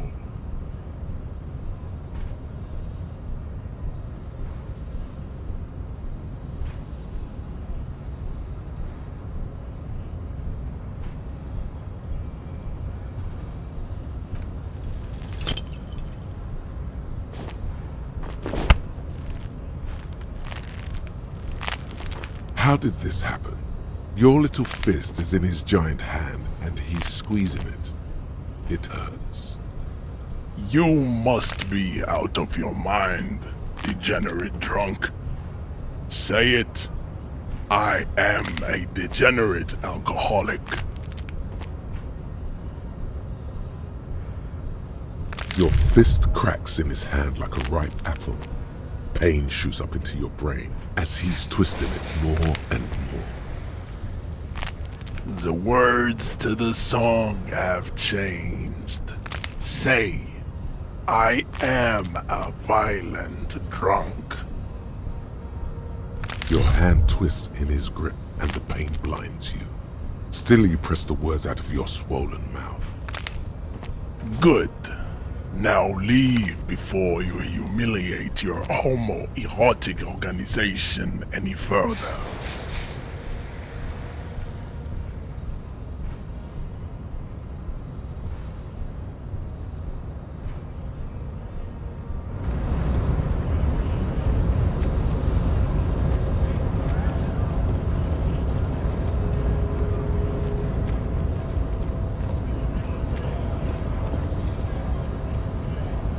I'd appreciate it if you didn't force us into situations where I may have to shoot random civilians, because that won't get us anywhere.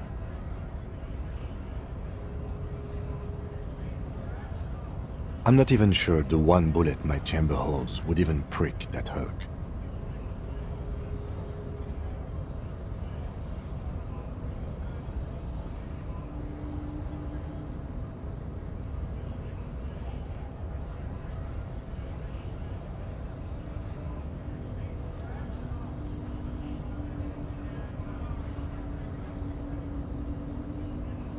The lieutenant groans, but doesn't say anything. That's right. You should do it again. It's the last thing he'll be expecting.